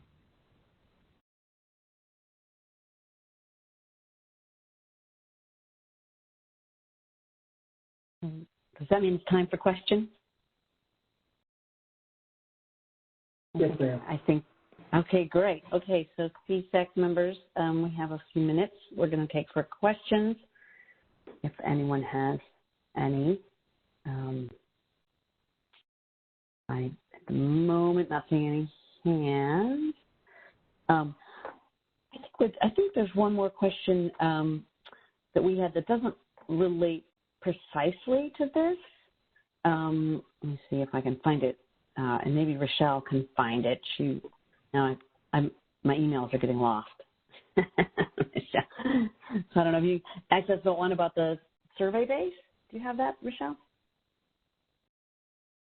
Yes. Hi, this is Rochelle Winkler. Yeah, I could pose a question that the working group had talked about previously that we wanted to raise today. This isn't about the presentation that we just saw, but it's one that we'd like to have answered today if possible. So we would like to know more about whether and how differentially private data or would unperturbed data be used as sampling frames for surveys that other federal statistical agencies use. So our understanding is that the census records are sometimes used as a sampling frame for other surveys. And we're wondering whether that sampling frame would be subject to differential privacy or not. And if so, I guess as a follow-up, whether that needs to be incorporated into the privacy loss budget, or does that include some kind of disclosure risk?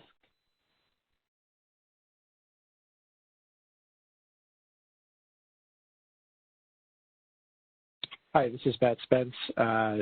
Just wanted to sort of answer that question as best I can. Yes, the plan is that survey controls and population estimates would be protected using differential privacy.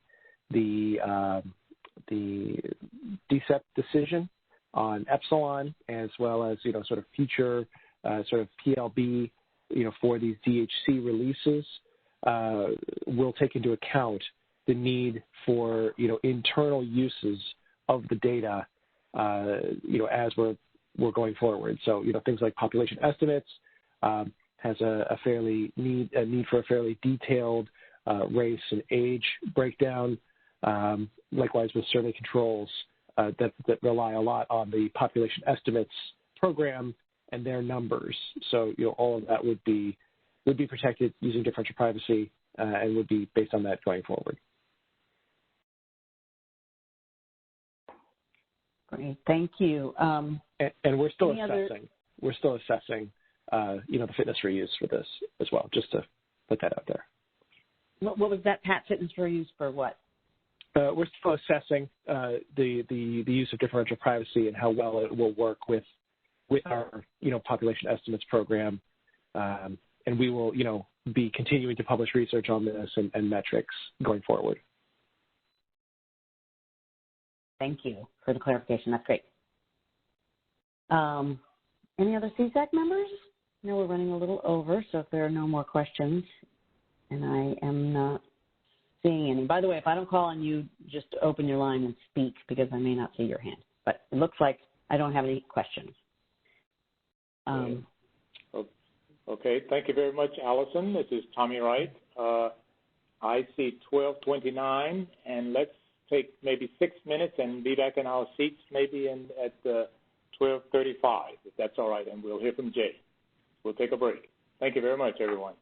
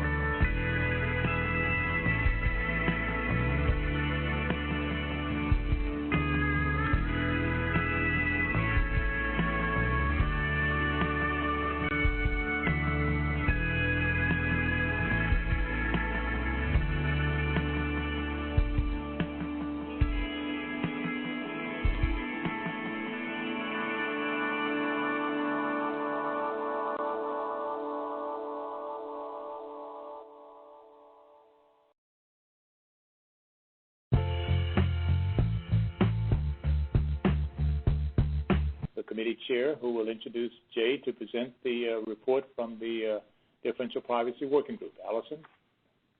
Great. Thank you so much. I'm not going to take much time. As I said in the intro, the Differential Privacy Working Group has worked very hard over the last month. And, we're pleased to have the opportunity to present some reflections. This is a very complex topic and a very abbreviated timeline, and we hope that some of these reflections will be helpful for the entire CSAC as we formulate final recommendations. So I'll turn it over to Jay. Thanks very much, Allison. Are you seeing my screen okay? No problem? Yes. Okay. So first of all, thanks to members of our working group who've really stepped up a lot on working on this very dynamic environment. And let's see if I can get this to work.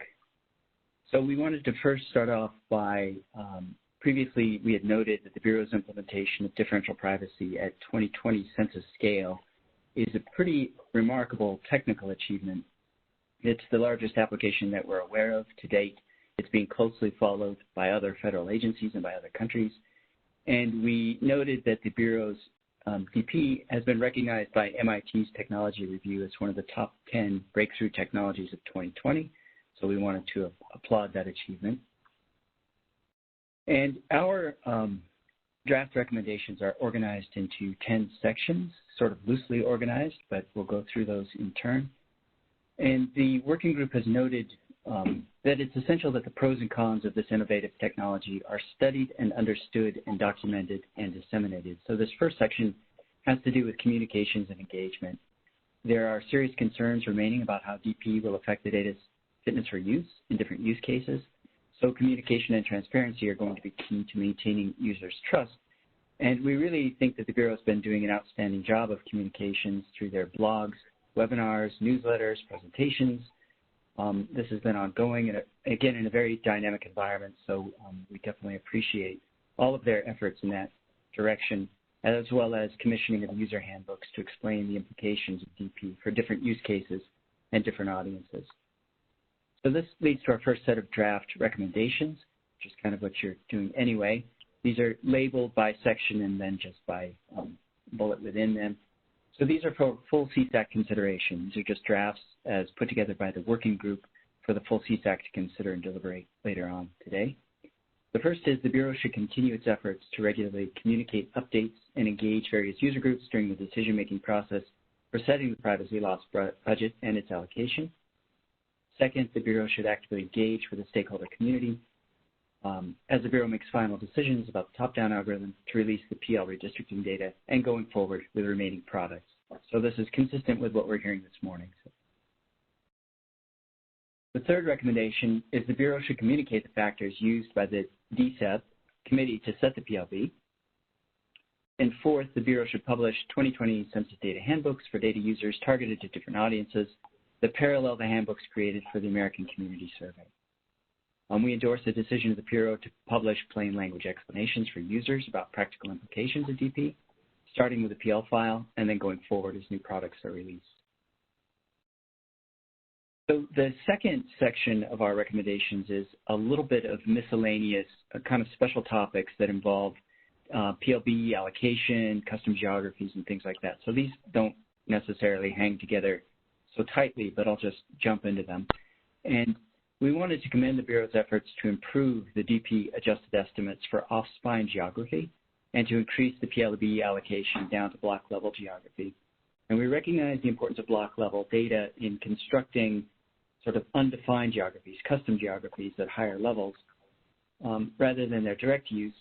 And we appreciate that these custom geographies are going to have higher accuracy the closer they are to the main geographic spine of the top-down algorithm. We do note that users continue to focus on accuracy at the block level, so there's a communications challenge involved there.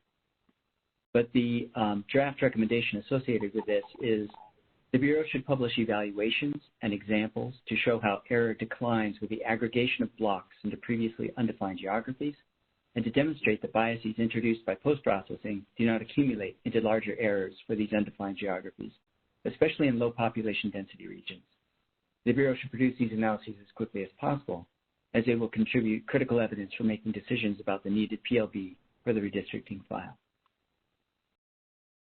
The second of these draft recommendations has to do with building on our earlier fall 2020 recommendation regarding putting together readily available tools for extrapolating from 2010 demonstration metrics to 2020 use cases. And we understand that the Bureau is actively researching how to build those tools.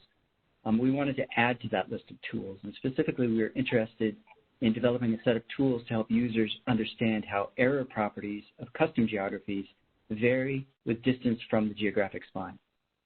And we understand that there's sort of a functional relationship there that we'd like to understand better. We encourage the Bureau to practice user-centered design with a target audience in mind in developing these and any other tools, and we'd like to request an update on the progress of the tools research and development, either to the Differential Privacy Working Group or to the full CSAC, whatever is most appropriate. The next recommendation has to do with tract level errors.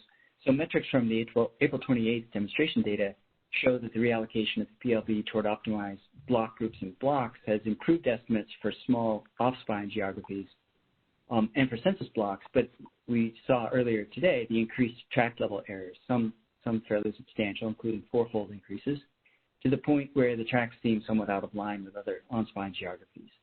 So the corresponding draft recommendation is the Bureau should consider whether this reduction in the quality of tract level estimates represents an acceptable trade-off for the improvements achieved elsewhere, or whether some reallocation of PLB to improve the quality of estimates for census tracts is needed. I think I jumped ahead. Yeah, sorry. Also in this catch-all category, we have some draft recommendations regarding prison populations. So blocks with prison populations are especially important to identify clearly and count accurately for redistricting uses. In some blocks, incarcerated people make up the entire population, and separately, numbers of inmates are published by state and federal agencies, so there are potential inconsistencies between decennial census counts and these other sources of information, which can possibly erode data users' trust. We're thinking that the Bureau could draw on these external numbers, and the draft recommendation is that the Bureau should investigate ways to keep prison block information as accurate as possible, or at least consistent with data released by other sources such as the Department of Justice. The Bureau should explore using externally published numbers of people in prisons in the post-processing in order to maintain consistency across data published from various sources, to increase data user trust, and to maintain accuracy without using PLB or compromising privacy protection, because this is purely post-processed. It's not within the algorithm. And the next set of recommendations have to do with summary and use case metrics. So this is something we talked about in the fall, and we're coming back to it here. So we're still thinking that quality metrics at a finer scale are needed to help stakeholders, particularly in less populated places, understand the impact of differential privacy on fitness of use for cases such as distribution of government funding and planning for community services.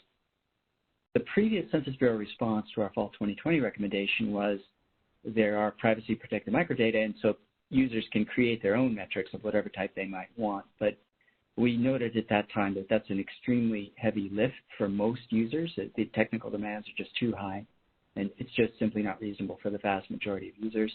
So the draft recommendation is that the Bureau should include more information about the range and pattern of error and releases of the detailed summary metrics for future sprint cycles. In the interest of time, I won't repeat these recommendations, which we talked about in the fall.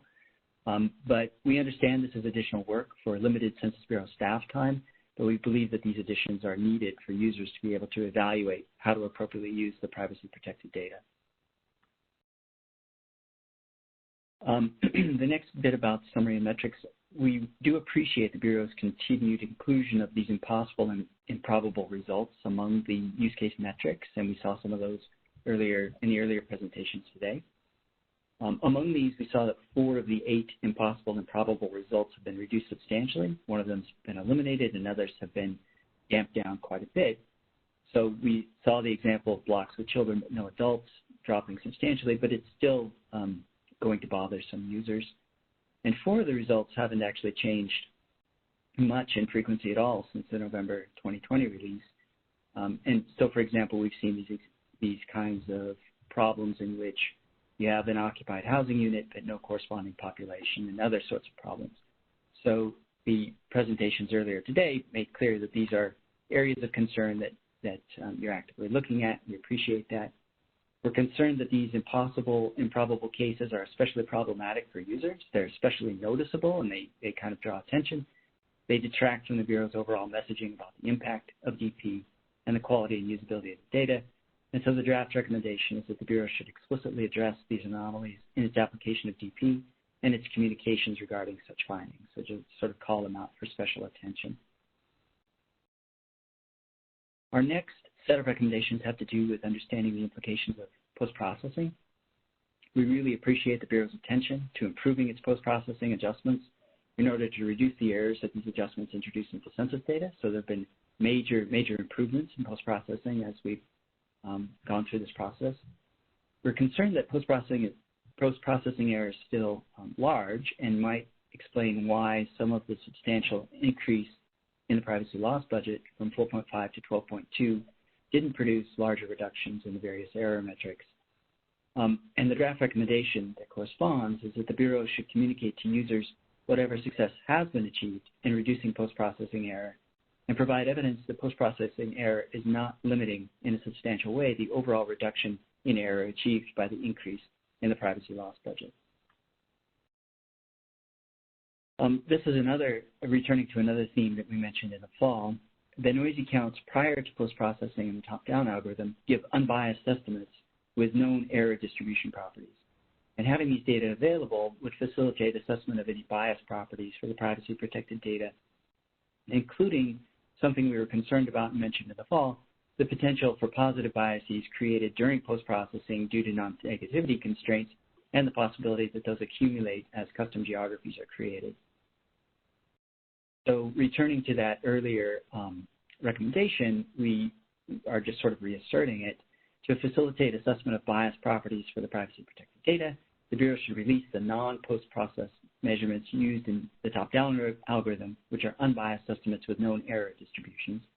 And the only part of this draft recommendation that's new is the second sentence. To address the Bureau's concerns that the release of such estimates would require extensive user guidance, the Bureau should consider releasing such data as a research product. Our next set of recommendations have to do with understanding and managing risks of reconstruction. We do appreciate the Bureau's recognition of the privacy risks posed by exacting variants. This is sort of a unique challenge in the census context. These exacting variants impose hard constraints on the data. They make reconstruction attacks more feasible, computationally easier. They compromise the privacy technology, and the Bureau has worked extensively to address this issue of invariance. And the draft recommendation is the Bureau should continue to minimize the number of invariants they utilize. We do recognize that the Bureau's simulated reconstruction re-identification attack does not represent a worst-case scenario. Only a subset of the tables are used. And our view of this is that it sort of stopped when the reconstruction risk was demonstrated rather than sort of pushing to the extreme. More sophisticated attacks will certainly go farther than those we've seen in the Census Bureau's reconstruction attacks. And we wanted to note that even a partially successful reconstruction attack could have a lasting negative effect on participation in the census, in census-based surveys, and it wouldn't happen in a uniform way. We would expect that this would happen in some differential way, which would be problematic. So one of the things we were interested in is further details on the earlier reconstruction attacks, possibly measuring the effectiveness of simulated reconstruction attacks in re-identifying individuals, especially those who are different from those around them, as opposed to a more uniform view of the re-identification risk, to enable better understanding of the privacy risks of a certain privacy loss budget. So the draft recommendation is the Bureau should publish more details about the reconstruction attack, including the distribution on demographics and within block minority status of the confirmed re-identifications. We wanted to comment on the PLB of 12.2 specifically, but this is not easy to do. This is an extremely complex problem, and we're kind of jumping into the middle of it here. The working group does not yet have enough evidence to determine if a PLB of 12.2 will produce data accurate enough for redistricting. And the implication of this PLB choice for other products down the road particularly the demographics and housing characteristics on file, are unclear, as was reflected in the question earlier this morning. Clearly, the DHC inherits some privacy loss budget from the PL data, but clearly it needs more as well, and how much more is, completely unclear, so we don't know really what the implications of a choice of 12.2 mean. 12.2 on the face of things is quite high and may not provide sufficient privacy, but we really don't know. The actual risks of reconstruction haven't been fully quantified or understood. There's a certain level of provable privacy, but that's not necessarily actual privacy. So there's a lot yet to be learned. The draft recommendations here, one of these is going back to the earlier comment about the simulated reconstruction re-identification attacks. The PLD should be selected to guard against attacks that are stronger than the attack reported by the Bureau. That's not the standard. That's the lower bound. We also wanted to note that many of the accuracy improvements we've seen so far have been due to algorithmic improvements, not really due to messing with PLB. And there have been substantial improvements in accuracy due to post-processing adjustments and things like that. So a draft recommendation here is that the Bureau should continue to improve their algorithms such that the PLB can be minimized to achieve necessary levels of accuracy with needed levels of protection. So that's kind of a mom and apple pie type recommendation. The next section is on understanding implications of DP on different use cases. The Bureau had accepted our earlier recommendation to publish further details on impacted geographic levels and variables and their combinations, and to conduct assessment of the accuracy and trade-offs in future versions on an ongoing basis. We recognize the need for additional evaluation from a variety of data users, and we reiterate the importance of keeping these activities ongoing, which this Bureau is doing. But the cautionary note here is that until substantially more analyses have been conducted, the risks of releasing 2020 census data products to which DP has been applied are simply not known. And the draft recommendation here is that the Bureau should continue to collect and study, internally or with collaborators, use cases across a wide range of uses, variables, geographies, and among a wide range of stakeholders, both for the PL data and for subsequent data releases. We wanted to commend the Bureau for its work to evaluate the redistricting use case specifically by assessing the errors due to the top-down algorithm in the congressional districts created during the post-2010 redistricting. So this is the Wright-Niramata work. This work is extremely useful for demonstrating how fit for use the DP data are for the critical use case of redistricting. And the draft recommendation is that the Bureau should extend this analysis to investigate how DP would have impacted congressional districts and examples of smaller political districts, such as precincts or school districts in low population areas that were drawn post-2010 using the latest demonstration data. We applaud the Bureau's release of the April demonstration data. This is great, which is allowing additional evaluation from data users for a variety of uses. And this is always worth keeping in mind that the data from the PL file are used for many other applications beyond redistricting, including various government mandates and planning. And as far as we're aware, the Bureau has not had a chance to evaluate these at a level similar to that of the redistricting use case. And until substantially more analyses have been conducted, the risks of releasing 2020 census data products to which DP has been applied are not known. And we wanted to reiterate the importance of additional rigorous analysis for different use cases, including impacts on funding formulas and impacts on legal mandates and regulatory practices, including protections for civil rights. And this is a particular use case we wanted to highlight. Evaluation of racial and environmental justice impacts is a federally mandated example that uses block-level data on race and ethnic composition, and that's used to test for differential impacts of social and environmental goods and bads. For example, the EPA uses this in evaluations of environmental justice. The U.S. Forest Service does environmental impact assessments, and these are specific use cases that hadn't shown up in the catalog of use cases that we saw back in the fall. There's a new executive order that's directly relevant to this kind of use, and it calls extra attention to the importance of accurate data on small area race and ethnic composition. So the corresponding draft recommendation is that the Census Bureau should evaluate the impact of DP for racial equity uses, including Fair Housing Act and environmental justice, following the model of the redistricting evaluation. Section 7 has to do with sub-state quality metrics. So we wanted to commend the Census Bureau for releasing a large number of quality metrics at the state level. And those have been extremely useful for understanding the quality of those data, including this case from Louisiana. Metrics reveal that in Louisiana, 0.91% of all addresses are resolved through true count imputation, which is about 4 times the national average of 0.23%. It'd be nice to have such data at a sub-state level, including the census tract level, to help local planners understand the reliability of local area data and where they might need to supplement those census data with local administrative data for various kinds of planning purposes, including emergency response, road planning, and so on. So the working group couldn't really envision a justification for applying differential privacy to census tract level metrics, such as those listed here, imputing counts and different kinds of enumerations by proxy, by administrative data. NRFU housing units enumerated as non-existent. Applying DP to these quality metrics makes them largely not very useful and will take part of the privacy loss budget away from important data products. So the draft recommendation is that the Bureau should not apply DP to sub-state quality metrics that are being released to the public, either via the ASA's task force or directly from the Bureau. And the second thing is not actually a recommendation, but a request. If the Bureau concludes that the quality metrics cannot be released without applying DP, we request that the Bureau specify how these metrics could be used in attack-type scenarios, because people are going to ask this question, so we'd like to have that decision justified.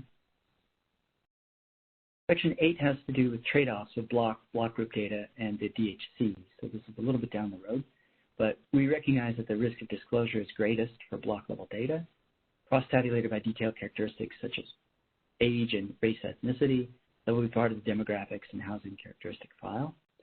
So the draft recommendation is the Bureau should examine the utility of and explore trade-offs of not releasing all the detailed tables in the DHC file at the block and potentially block group levels, if this would allow for more accuracy in other geographic levels.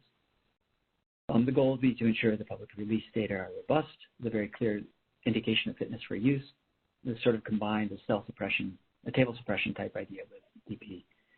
And as the Bureau considers this strategy, if they consider such a strategy, they should engage with the user community to gain stronger fitness for use for other use cases.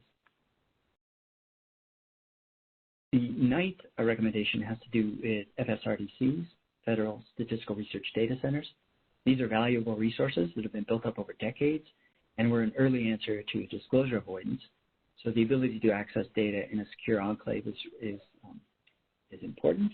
And the draft recommendation is that the Bureau should work on a plan to maintain FSRDC utility and access to high-quality data. This would be particularly important if the Bureau decides to restrict release of detailed block-level data. So having this enclave approach would allow for continuation of lots of kinds of important analyses.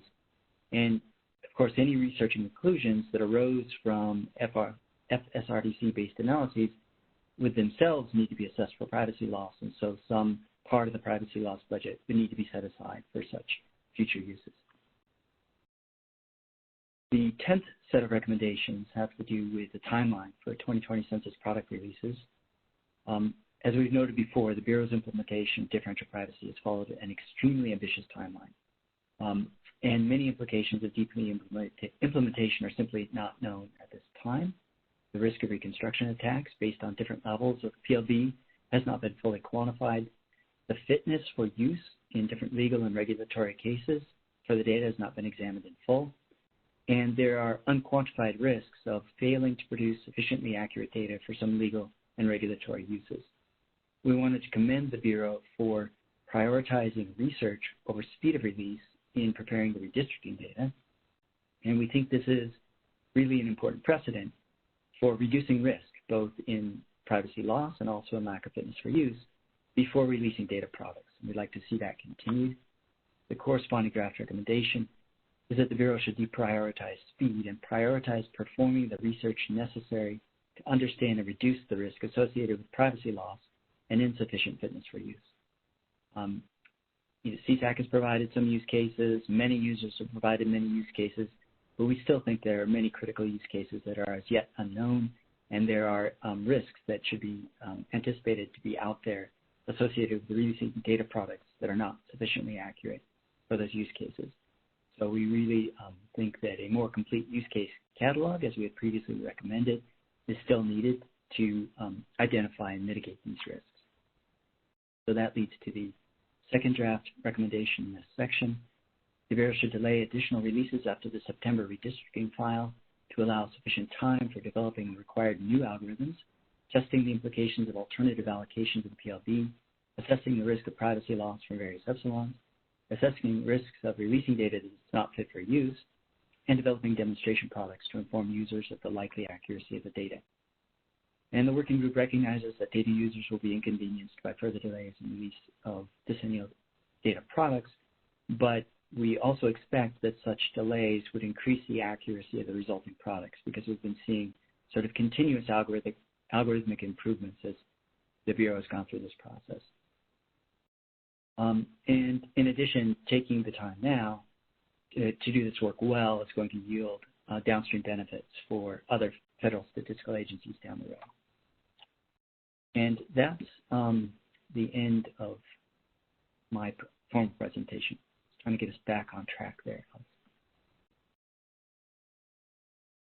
That was great, Jay. Thank you. So I'm hearing a couple things. We're going to have to do public comments in 3 minutes. I also have a message that Matt Spence would like to clarify. So it might make sense to just start with Matt clarifying his answer about sampling frames from earlier. Then we'll probably do, if we have any time, we'll do any other questions and then public comments and then come back to questions. So, Matt, are you there? I'm here. Hi, everyone. This is Matt Spence. I wanted to clarify an answer. I was answering about sampling weights, not sampling frames. So I got a little bit, I must have misheard the question. The sampling frame will still be the master address file, or MAF. That will continue to be the source of, the frame from which we select the sample. And then the weights will be determined by population estimates, which would be subject to, disclosure avoidance and the top-down algorithm. But the MAF will not be subject to that. Great. Okay. Thank you so much. Appreciate that, Matt. And we're glad you stepped up to clarify because we want to make sure we've got all of our info correct here. Thank you. Okay, so let me see if there are any, we've got 2 more minutes. If any CSAC members, either working group members or others, we know this is a lot of information, everybody. So if CSAC members have a question, raise your hand. I'm kind of scrolling through and not seeing any hands at the moment. But don't be shy.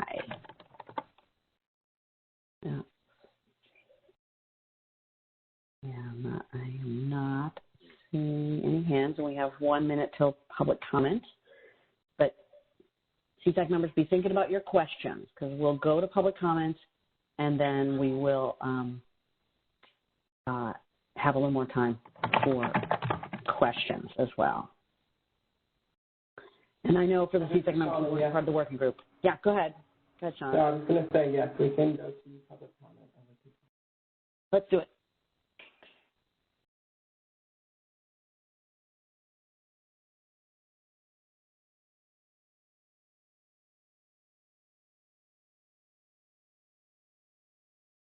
Tommy Wright, this is Shauna Banks. This is Tommy Wright. I've got 2 electronic clocks in. They still say 104, and now they both say 105. Yes, sir. It is now time for public comment. During this virtual meeting, we take public comments by way of the chat feature. Comments are limited to 2 minutes. Anything over that may be submitted in writing for the record. When submitting your comments by way of chat, please include your name and affiliation with your comments. So I'm looking in the chat box, and let me see if I can fast read and get all of this done in 2 minutes. I see 1 comment so far. My name is Debbie Stein. I am commenting on behalf of the Partnership of America's Children We're deeply concerned about the implications of differential privacy on the count of children. It creates significant variation in the quality of data at the local level. Dr. Bill O'Hara conducted research on the April 28, 2021 demonstration product, and his research indicates that despite the increase of epsilon, differential privacy is likely to create significant artificial variation in the allocation of funding by geography, particularly for programs that allocate funding directly from national agencies to localities such as the U.S. Department of Education's Title I program for low-income schools and special education funding. We believe the randomized census results caused by differential privacy could create a major public relations crisis for the Census Bureau if neighboring communities see big differences in their federal fund allocation that have nothing to do with their changing demographics. As the Census Bureau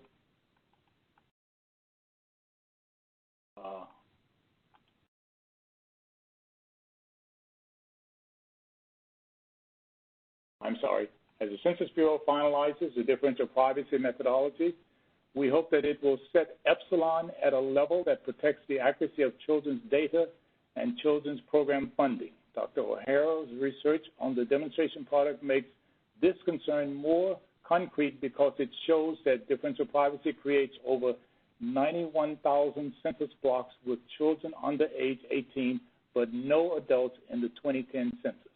Blocks with children and no adults is a highly implausible situation, and the large number of blocks with children but no adults may undermine confidence in the overall census results.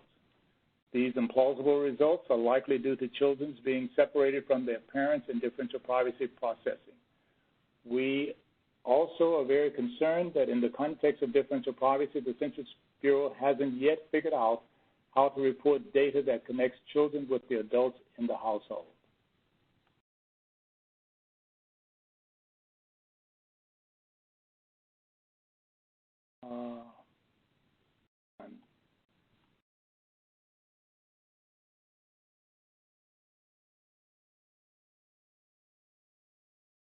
Without that connection, we can't tell whether the children are living with married parents, single parents, other relatives. Metrics showing the range of error are needed, noting that the MAPE and MCDs in the April 2821 DAS are only slightly higher or slightly worse obscures the fact that the range of error has increased tenfold. Massachusetts MCD errors have increased from 91 persons maximum to over 900 in the latest DAS. The number of error outliers for MCD total population in all states has increased significantly. Also, the error in the Hispanic population at the MCD level, city or town total population. Tommy, this is Shauna Banks. Okay. Have I read? So we had a split comment. Okay. The one you had started initially, then the metrics showing the range of error are needed. That comment is from Susan Straight. Okay. All right. Okay. Okay. And then the other comment continues after that. My apologies. All right. All right. So let's see. In summary, in summary, analysis of the most recent DP demonstration product continues to provide data with unacceptably high errors for children, and we are worried that the production of implausible results will undermine public confidence in the census and the Census Bureau. Okay, so I may have skipped a little bit. So did I get that? Okay, I see another comment. This is a comment from Jan Fink, Cornell University. So far, every demonstration product showed improvements in some metrics, population subgroups, and geographies, but worsening numbers for others, especially bias has been shifting around, but never disappeared. In my feedback, I often have pointed out that the part of the observed differences are not random, but are systematic and disadvantage certain types of geographies. Besides the total privacy budget, there are many other settings that influence the outcomes, and the final fine-tuning of the top-down algorithm is likely to be different from the April runs as a result of feedback received. I worry that the DCEP and the DAS team have to make good faith decisions as they don't have full information about potential side effects of new settings. The resulting DAS might put some population subgroups or geographies at a disadvantage. And I think I see one other very short one, Susan Strait affiliation, University of Massachusetts, Donahue Institute, and MA FSCPE liaison. I think that it is now someone else's comment. The rest of mine is farther down. That's all I see. Yes, you're correct. And for all in the public who have provided a comment, we will post your comments in their completion on our website. All right, we still have a little time. Anyone? So I think there have been 3 comments received so far, and as Shauna mentioned, they will be all posted on the committee's website. We'll pause for just a second or 2 more.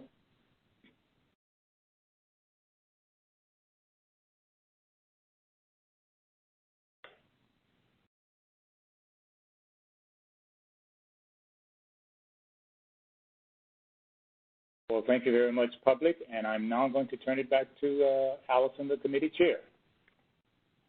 Excellent. Thank you so much, Tommy.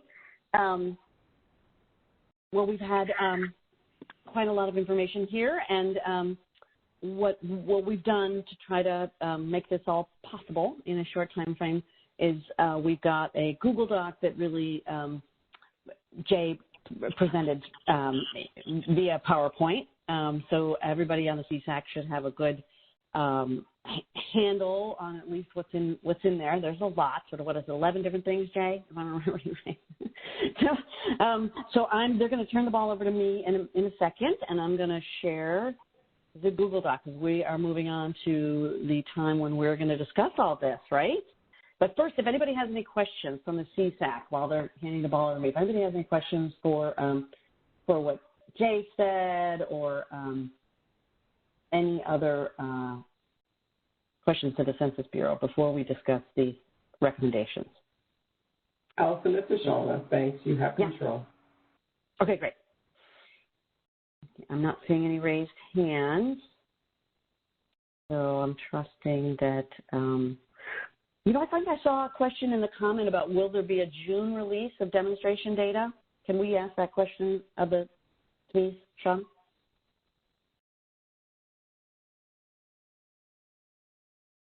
You may ask the question. I'm not sure where the question came from. Let me see. It was in... it was from a committee member. So. No, it's not, but it seems like a relevant one. Wait, where is it? I know. If you want to make it your question, Dennis McAuliffe? Yeah, I'm making it my question.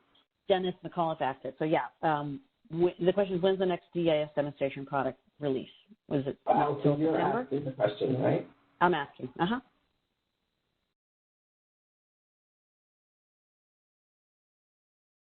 Yeah, the question made me realize I didn't know the answer, so it'd be helpful. Okay, so Shauna, I can answer. This is Michael Hawes. I can answer that? Yeah. Okay, great. I did want to follow the rules. Michael Hawes, again, Census. So there is, it's important when considering the demonstration data to separate out the demonstration data for which data product.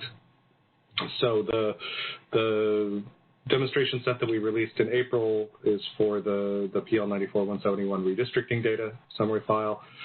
There will be one more release of demonstration data against the redistricting file schema. As I mentioned, that will be in September with the final production settings and parameters and privacy loss budget as used for the actual 2020 census redistricting data file.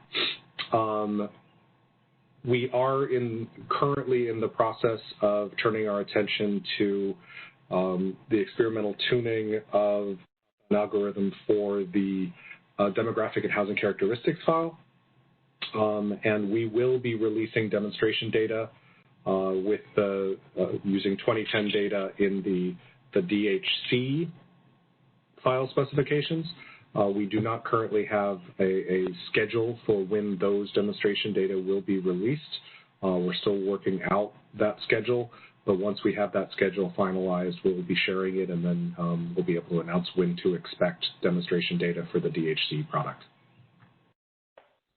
Okay. Thank you so much. Appreciate that. I didn't know the answer to the question myself, so that's very helpful. Okay. Well, I'm going to look one more time, see if I see any hands raised from anybody on the CSAC. Okay, I don't see hands raised. So CSAC, what I'm going to encourage you to do is just unmute your phones, because I'm about to share our Google Doc. Let's see if I can do this effectively. Hang on a second. Recommendations, Google Doc. And is that it? There it is. Ka-ching. This is just draft, obviously. This isn't agreed upon until we all vote at the end. But everybody should have access to the Google Doc. Again, speak up if you don't. I emailed everyone that link yesterday, so you could take a look. Obviously, the working group has been really working hard to come up with some good suggestions, but because we're sort of between a rock and a hard place here. It's a rock and a hard place. So there's no perfect answer for how to move forward, and hopefully this provides some good information. So first we just, I'm just going to kind of scroll through this and ask you all to stop me whenever there's some question you have or something you disagree with or something you think should be stated differently. As Jay pointed out, some of this stuff is grouped in ways that's maybe imperfect, but I'm going to just encourage all of us to not worry about how this is grouped, right? Because we could spend a lot of time dealing with that. Let's focus on the content and the recommendations. So don't worry if it's oddly grouped. First we just, of course, commend the Census Bureau. Can everybody see this? Let me have an audible. Can everybody see the screen? I see Jay shaking his head. Yes, yes, yes. All right, we love the yes. Yay, good, very good. Thank you. Okay, good. So obviously we just, commend the Census Bureau. This truly is an amazing accomplishment that they're forwarding, and it's going to be very important for statistical systems well outside just the Census Bureau in 2020 census. So great effort they're putting into this. So important, really leading the pack in the field, and we want to make sure we recognize that. So, of course, encouraging them to continue with good communication, and I won't bother digging too much into that. Recommend they continue to communicate updates as they have been doing, actively engaging with stakeholders, of course. Specifically, it's really great if you can communicate the factors that the DSEP committee ends up using to set the final PLB, because, it's a complicated topic, and really understanding that set of criteria and thought processes and priorities will be very important for users. And then that we recommend that the Bureau publish handbooks like they did for the ACS to help users begin to interpret the data well once they get it. So great. I see Jay's cursor in there. That's excellent. Anybody want to put their cursor in, go ahead. How does this look? Any questions? I'm going to need an audible if you've got something you want to ask or edit. Oh, good. And now, by the way, we're on the honor system here. Nobody's like, once we've passed it, you can't go back and edit it without saying so, okay? Everybody on the honor system here? Allison? Yeah. Well, this is go ahead, Juan Pablo. So I guess one thing, maybe there's a meta comment, is that we want to provide a sense of being very inclusive when we talk about users, in that we definitely want to be very concerned about folks who do statistical demographic research, and that they continue to be able to do that, and that they're not affected in a negative way. And at the same time, we want to also worry about journalists, local government officials, especially small local, I'm thinking, and making sure that when data is communicated for folks who won't have the statistical or demographic background, that they will be able to understand how to correctly interpret the data and not reach the wrong conclusions about the data. So that's just kind of a meta comment to also think about more broadly. The other users who have less expertise to understand exactly what's going on. Yes, totally concur with you. And I remember the American Community Survey Handbook did include one for media. I'm not sure about local government. I would concur with you on that one, Pablo. The local governments that I interface with sometimes still operating with index cards and typewriters. So we need to, be aware of data capacity that folks have and help them really understand this in easy-to-use language. Thank you. I added those two in there. Any other comments or questions here? That was very helpful.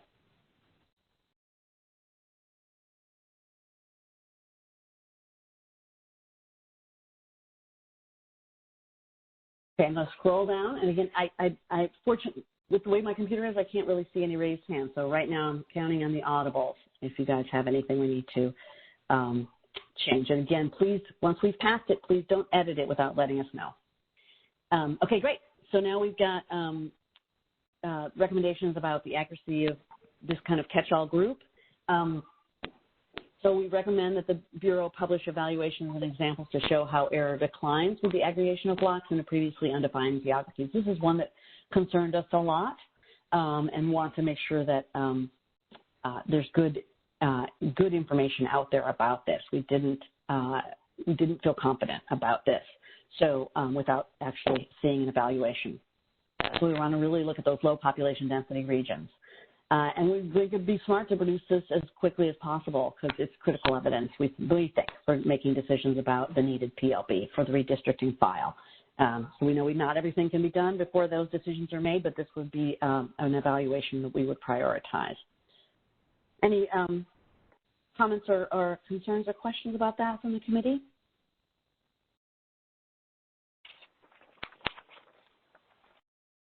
Cool. I'm going to roll on, and again, we can always back up. Just let me know if you ever want to back up. We recommend that the committee develop a set of tools to help users understand how error properties of custom geographies vary with distance from the geographic spine. Obviously, that's going to be a helpful set of tools, especially for more sophisticated users. That looks good. I'm going to scroll down. And then, we recognize we need to, check in from time to time. So if we can put it on the Census Bureau's plate to give us an update on the progress of the tool research, that'll be really helpful as we go forward. Excellent. Okay. So then we are recommending that the Census Bureau consider whether the reduction in the quality of tract level estimates represents an acceptable trade-off. That was something we noticed from the demonstration products and thought, just something we should flag for the Census Bureau to take a look at. Allison, I was thinking with that one, after what we heard today, I think we should also recognize school districts here. And then I also wonder about, and I don't know if this is a place to do it, but I think it was made clear today that they haven't paid attention to the population under age 18. So there's no metrics. I was scrolling back through it. There's a lot on the population over age 18, but I don't see anything on the population under age 18. And those are important, because that will, those are important people too, right? And I don't see any real evaluation on that, including that the Bureau has done or is reporting on those metrics. And now I'm just inserting a sentence, and I'm going to count on you, Rochelle, and others to edit this. But here I'm starting. In addition, errors associated with school districts have increased, and we've not seen any evaluations or any metrics accuracy of data. And I think it gets to Kristen's questions and comments as well as the public comments. Absolutely. Yeah, no, so appreciate Kristen's comments and yes, the great work by Bill O'Hare. At best, we're getting right now 17 and younger, but it makes a big difference, the 0 to 5 versus the school-age population, 6 to 17. So really worried about accuracy there. Yeah. So maybe just, I guess I can, as well as. Yeah, well, I think that's a separate issue that comes later when we talk about like GHC possibilities. But like even right now in the PL data, which is what we're I guess what we're thinking about here in this latest release, what we can see is that they haven't evaluated, they haven't looked at metrics for under 18. Yes, that's correct. We can add it later. That's fine. Repeatedly. Hi, guys. This is Mario Moratti. Just a thought to help you guys sort of think this through. I could be mistaken, but I believe part of the reason for this observation, wonderful observation that Rochelle has made, is that they're focused on redistricting data, which is 18 plus. So that in itself is something to be flagged, definitely. Yes.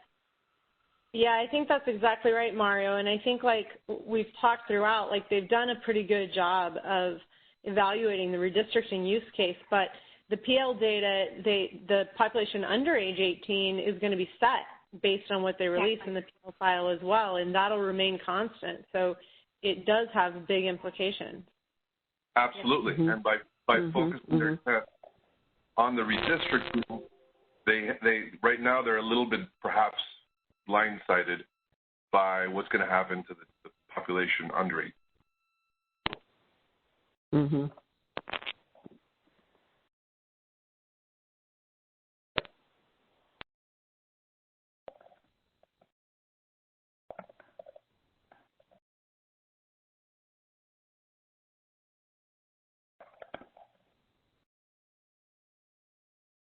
I'm stating this very badly, so. Are they final decisions? Yeah. I mean, I guess they are. Or they could be. Well, once it's released, I think they're final. Well, unless they want to. Yeah. Confuse us all by changing it later. I think it'll be final, yeah. And Allison, this seems like its own finding and its own recommendation, not necessarily tied to the track level errors, but just a new little. Yeah, shall I add it down here? Is that a good idea? Yeah, that's what I'm thinking. Yeah. Yeah. Thank you. I appreciate that. Okay. What kind of recommendation do we want here?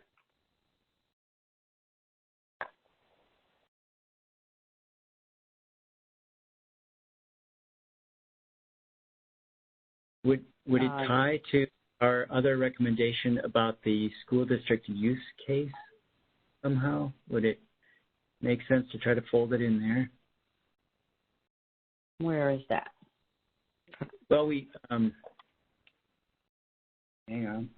It's down a ways, but it we said we'd like to see analyses comparable to the redistricting use case for other things, including things like school districts. So maybe that with the PL data at the school district level, would it make sense to do a Wright and Irmata style analysis for the under 18 population at the school district level?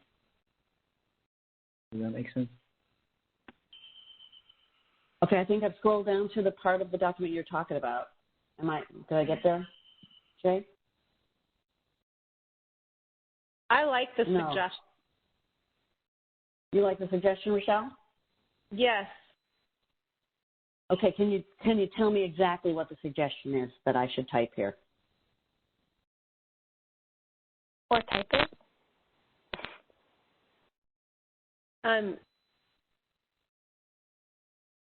Sorry, I'm having a hard time seeing what you're doing versus actually trying to be on my document. I know, I hear you.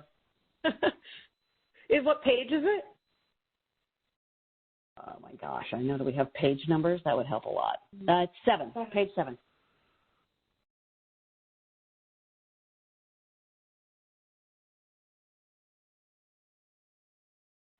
While you're thinking, can I ask a question about, they mentioned something about the the analysis centers, and I thought maybe we're even suggesting the idea that some of these data could be available to certain users who are carefully, monitored.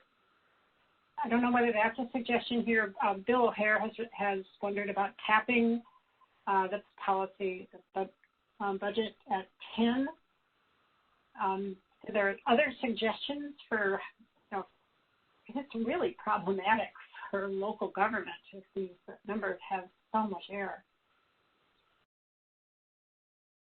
But I think that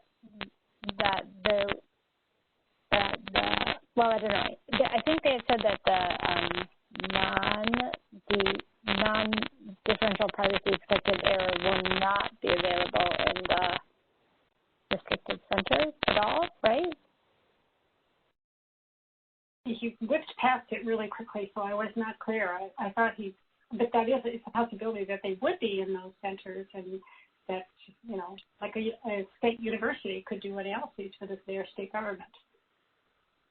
I think that's part of the recommendation, Deborah, that we said that if they did that, they would need to consider allocating privacy loss budget to any analysis that would come out of those.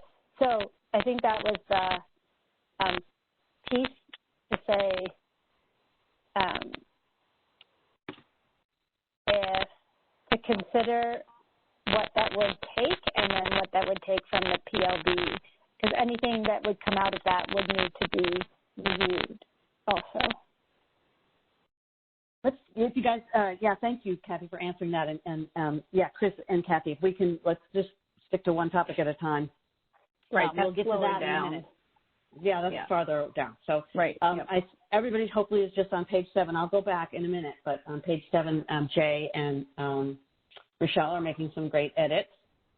We definitely appreciate Chris and Bill O'Hare and others pointing out these issues with school districts and children, because it's, I think, potentially a blind spot, right? That these impacts of the PL file on the ultimate child data that we all need.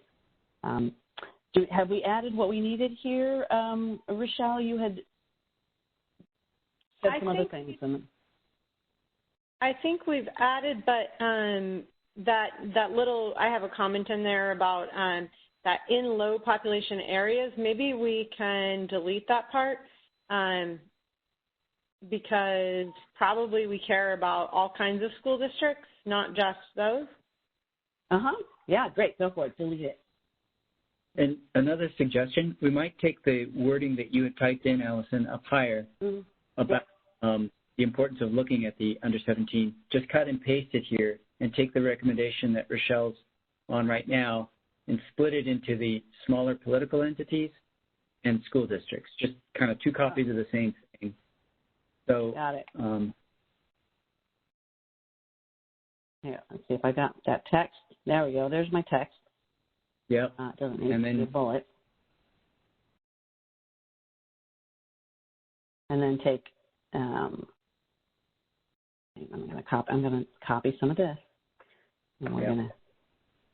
As how would have impacted.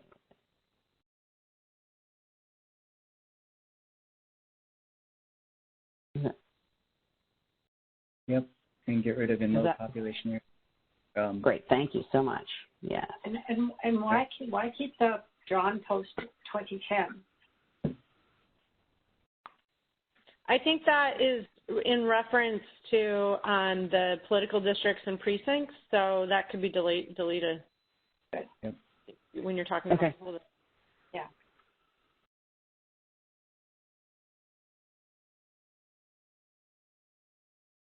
How's that? Is it clear what this analysis refers to at this point, or have we lost that? Yeah, it's scroll up and. Yeah, did we delete that part from above and just move it here? Yeah. Okay. I think that was really talking about, metrics. So maybe I almost feel like we maybe need to reference it both places because they don't have any metrics about the population under age 17. Under 18. Yeah, that's what I mean. Oh, okay, yeah, I guess I didn't totally delete. Okay, so back on page, okay, so now we are on page 3. And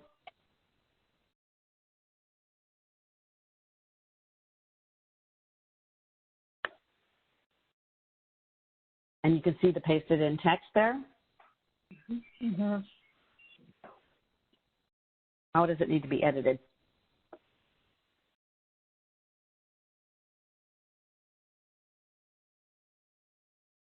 I think page.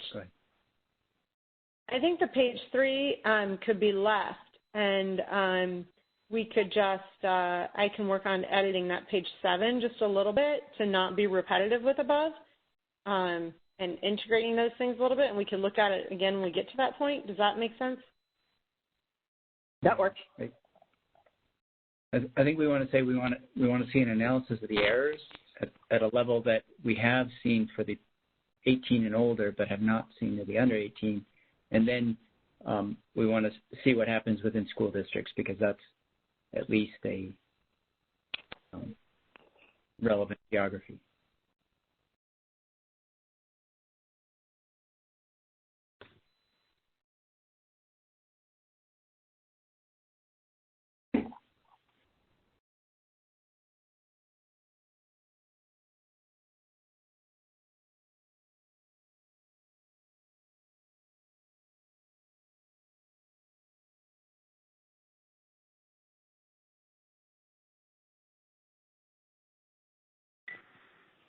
Maybe say particularly, but not exclusively for school districts.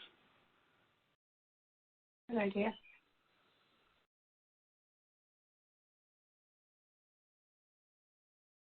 Yeah, I think that's important to point out because it's not, I think up there on page 3, we're talking about population under age 18 generally.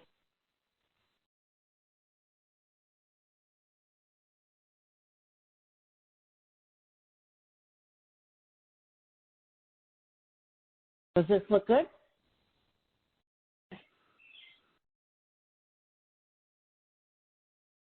So the additional recommendation is CSAC recommends that the Census Bureau produce an analysis of the errors associated with data for children under 18, particularly but not exclusively applied to school districts.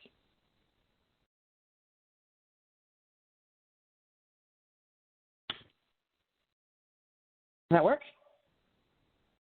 You know, no pride of authorship here, y'all. Happy to change it. Well, it sounds like we're pretty good. Okay. And do just chime in anytime. If you have a second thought, no problem going back. Okay. The next bullet just on page 3 is, I got to make sure we're on page 3. Yes, we are.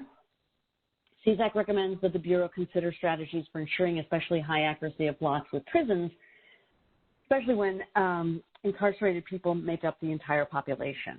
And so Jay talked about this, recommending the Bureau look into ways to keep prison block information as accurate as possible, or at least consistent with data released by other sources. Because as we've noted, you know, those externally published numbers already exist, and to maintain consistency across those data sources and to increase data user trust. And hopefully we could publish that data without using any of the privacy loss budget. Because it's already available. So how does that sound to everybody in terms of a recommendation? All good? May I move along? Mm-hmm. Sounds good. Okay, looks like somebody's added something. Excellent. CSAC requests an articulation of the implications on the accuracy of the privacy loss budget once set for any other special applications of the PL file, such as prison population or populations living in group quarters. So this is yours, Deborah, that you were still working on? Is that right? Well, that represents the conversation we were having yesterday about the implications of the PL files in particular and of the PLB on it, and we were clearly able to articulate the case of our concerns over the prison population. I think this is a placeholder for populations that we have, and particularly those that are found in institutional quarters, for example, that might have that may not find their way elsewhere, that we just wanted to make sure were given some attention had we not already thought about them. So we didn't want to just let it go. So that's what this is supposed to be, a blanket statement to get at that. It can be wordsmithed a lot for improvement, but I think that was the idea here, is that, and I think today's example of the underage 18 is a really good example that we hadn't paid close enough attention to it in the context of thinking about the redistricting. We had forgot to give proper attention to the inverse, the people who don't get to vote yet. And so similarly, we just wanted a placeholder for this, and that's what this comment is intended. It could be generalized a little bit more, perhaps, not to just. And I'm is it about the application of the PL file? It's about sort of special population. I think it's a combination of them, is what, right? Because some of these are very, like prison populations are a very, specific, sometimes geographically delimited populations, for example, right? Like when a prison takes up, Rikers Island or something like that, it's its own census block group or something. Yeah, that's why they can publish it, right? Yeah. So, but I mean, there are plenty of places where that's not the case, right? But they make up a large chunk of a particular geographic entity. So I'm not the expert in this. I just know that the combination of both some of these attributes and the geography mean for perhaps particular scrutiny. And we know that the accuracy is sensitive to these small subsets or the combination of subsets, and I'm sure we haven't thought of all of them. Yeah, this is tough. I'm not sure. It's such a broad one. It is. I mean, we have other examples of this with use cases later on. It's just within the context of the PL file. That's really, this is the place just in this particular comment. Anyhow, I don't have, it's a general comment that I think others should weigh in on how, whether it's attention to the likelihood that there's some users out there that might identify an issue that we have yet to consider here. That's really it. Does this hit in 6, though? I mean, it's kind of getting off the point of this number 2. But number 2 is a catch-all. So is 6. Oh, so 6. We have catch-all 1 and catch-all 2. I think that's about right. But more, if you don't mind, John, just focusing on the substance here, is this, happy to move it, but is this something we want to be able to say or request? Did it that way? I don't know if that's helpful.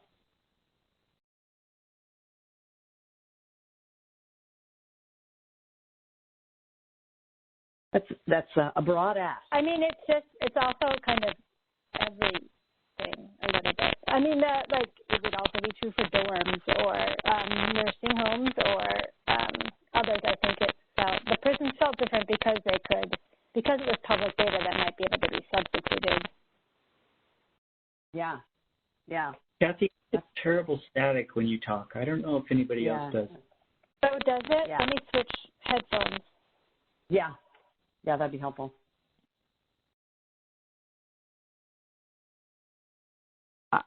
I've changed it to be mindful, and I would add the word, articulate or something. And it could be should they arise, right?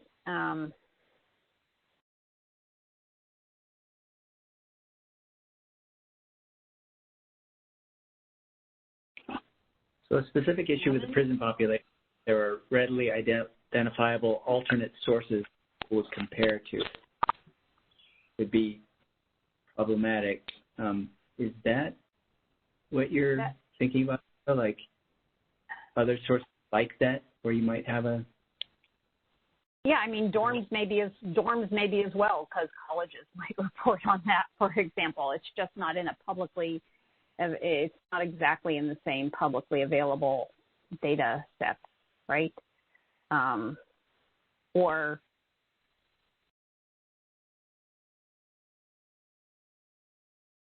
I think this is just saying we're a little less clear about the implications for these subgroups. Mm. That's and period.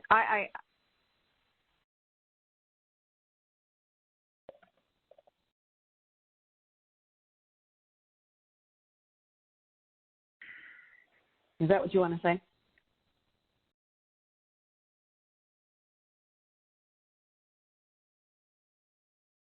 I wasn't.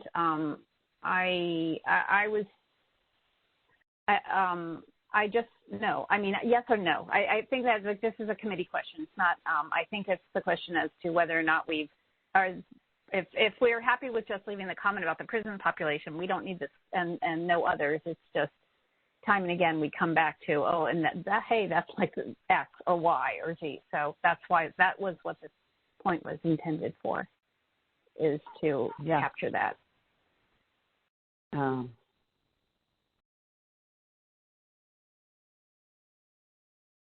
I mean, now it's we need to complete the sentence.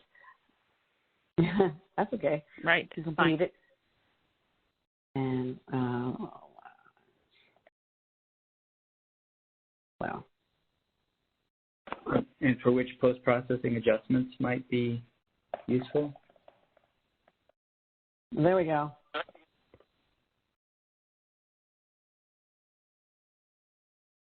Yeah.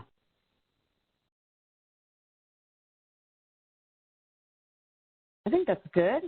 I think that's a great add, Deborah. I know there's many other things probably. If there's anything specifically you can say. I know it's hard because there's so many uses that haven't been quantified yet, right?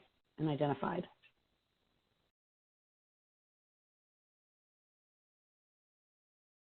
Shall we move forward with this? Is that okay? I think so. Back?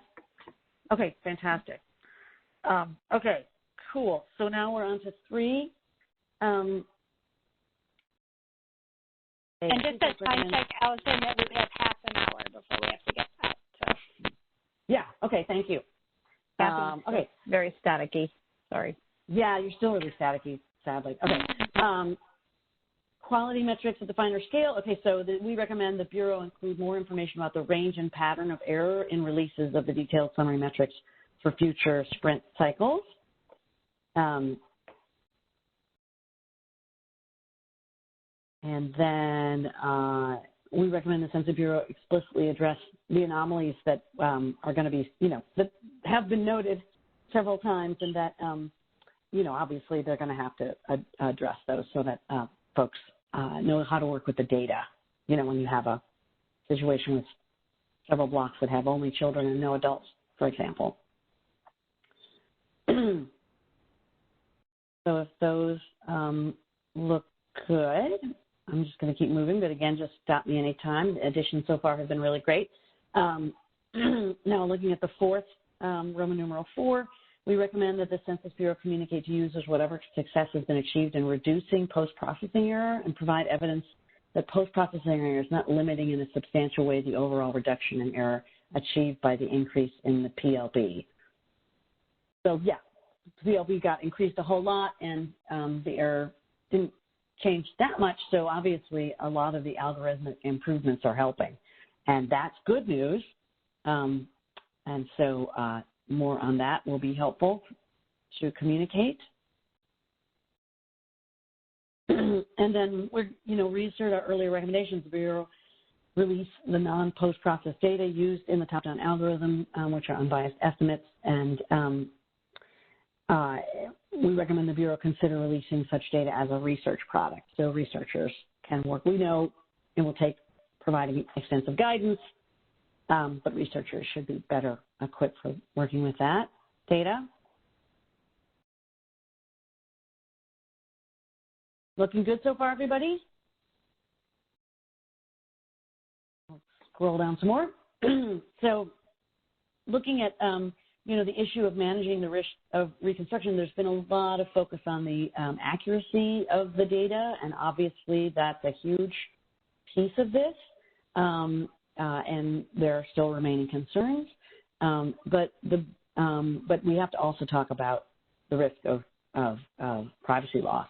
And, of course, minimizing the number of invariants is important, and we couldn't think of any that the Census Bureau could eliminate, but we just want to articulate from a scientific perspective, invariants are a problem in terms of privacy loss, and we recommend the Bureau has to continue to minimize those. And then it would be really helpful to know more about the reconstruction attack. All of the available public documents are excellent, but still there's more we would like to know about the distribution on demographics and within Block minority status of the confirmed re-identifications. So I know Jay said that earlier. We have a paragraph here that we thought was really helpful to us personally to think about what kinds of attacks are we really talking about, right? Is it really that hard to guess my age and my gender and my race? I don't think so.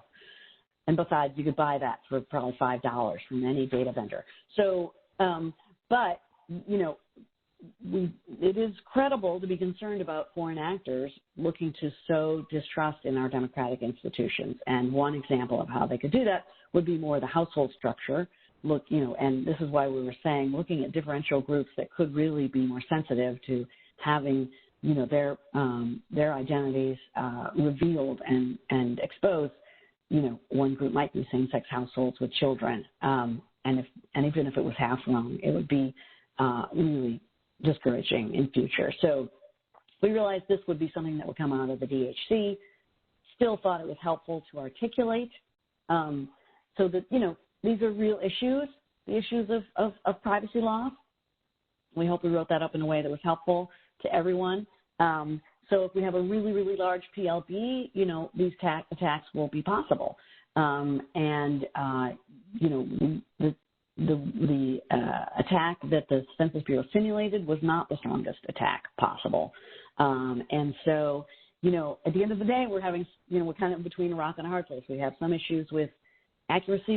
We're not quite sure if the PLB is providing enough privacy protection, but the lever that we have, because it's not an either or, the lever we have is those algorithms, and we see the continued improvement as they continue refining the algorithms. So we want to encourage continued improvements to the algorithms to get better levels of accuracy with needed levels of protection. And at the moment, we don't have enough information to say that we have enough protection, nor that we know that the accuracy is adequate for a variety of legal and other use cases.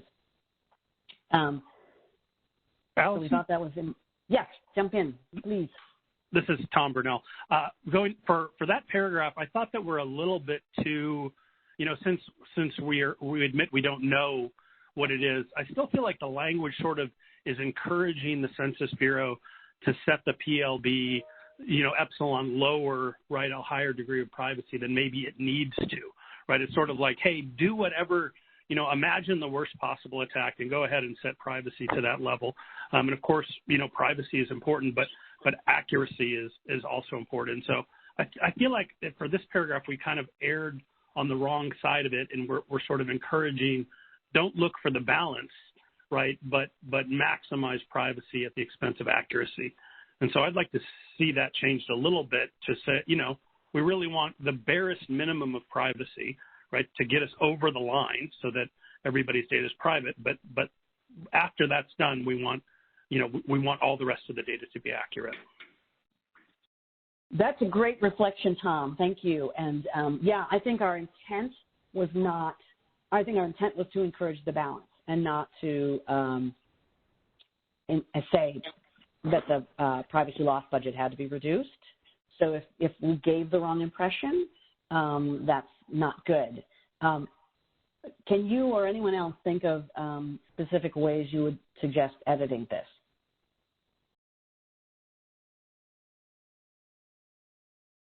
So you're totally on. We're totally right on. We totally agree with you. And I think that's exactly what the CSAC wants to recommend, is we've got to find the balance. Tom, I guess. And there's no line. I think that's we don't know where to put the line across. I guess that's what the policy folks are deciding, right? Boy, poor Kathy, you're so staticky. But Kathy, you're saying we don't know where to tell them what the privacy loss budget should be. That's what you said, right? That's what you mean by the line? Yes. Sorry, she said to cross the line, and and I think we don't the line is not set, so we don't know where the line is. Yeah. Somebody else was about to say something. So I guess what we were trying to get across was that even if we just care about accuracy, if there is a bad privacy leak, that will affect accuracy for future censuses just because of systematic underreporting. So I think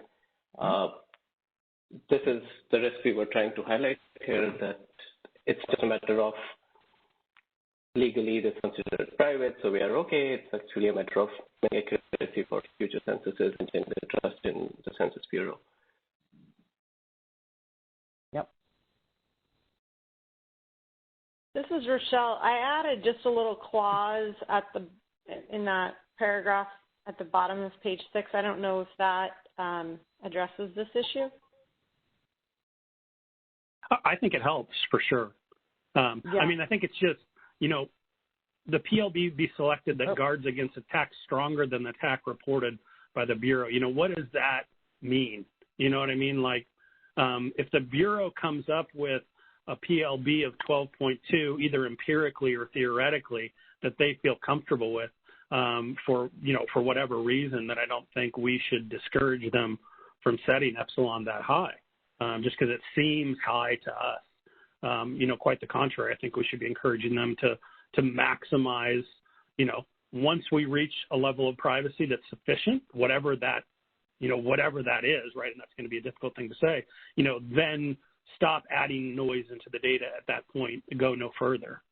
Not imagine something even worse that's never happened and increase the amount of noise to protect against, this hypothetical situation.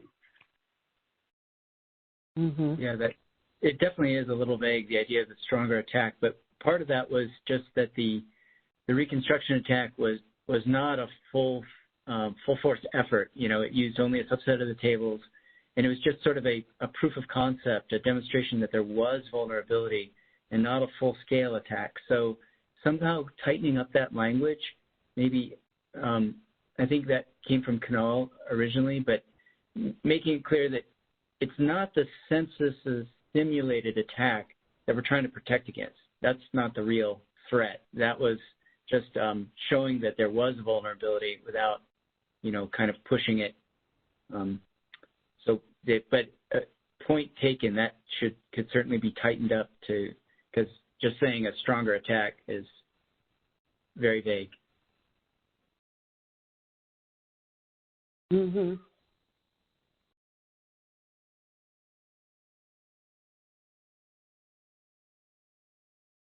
Yeah.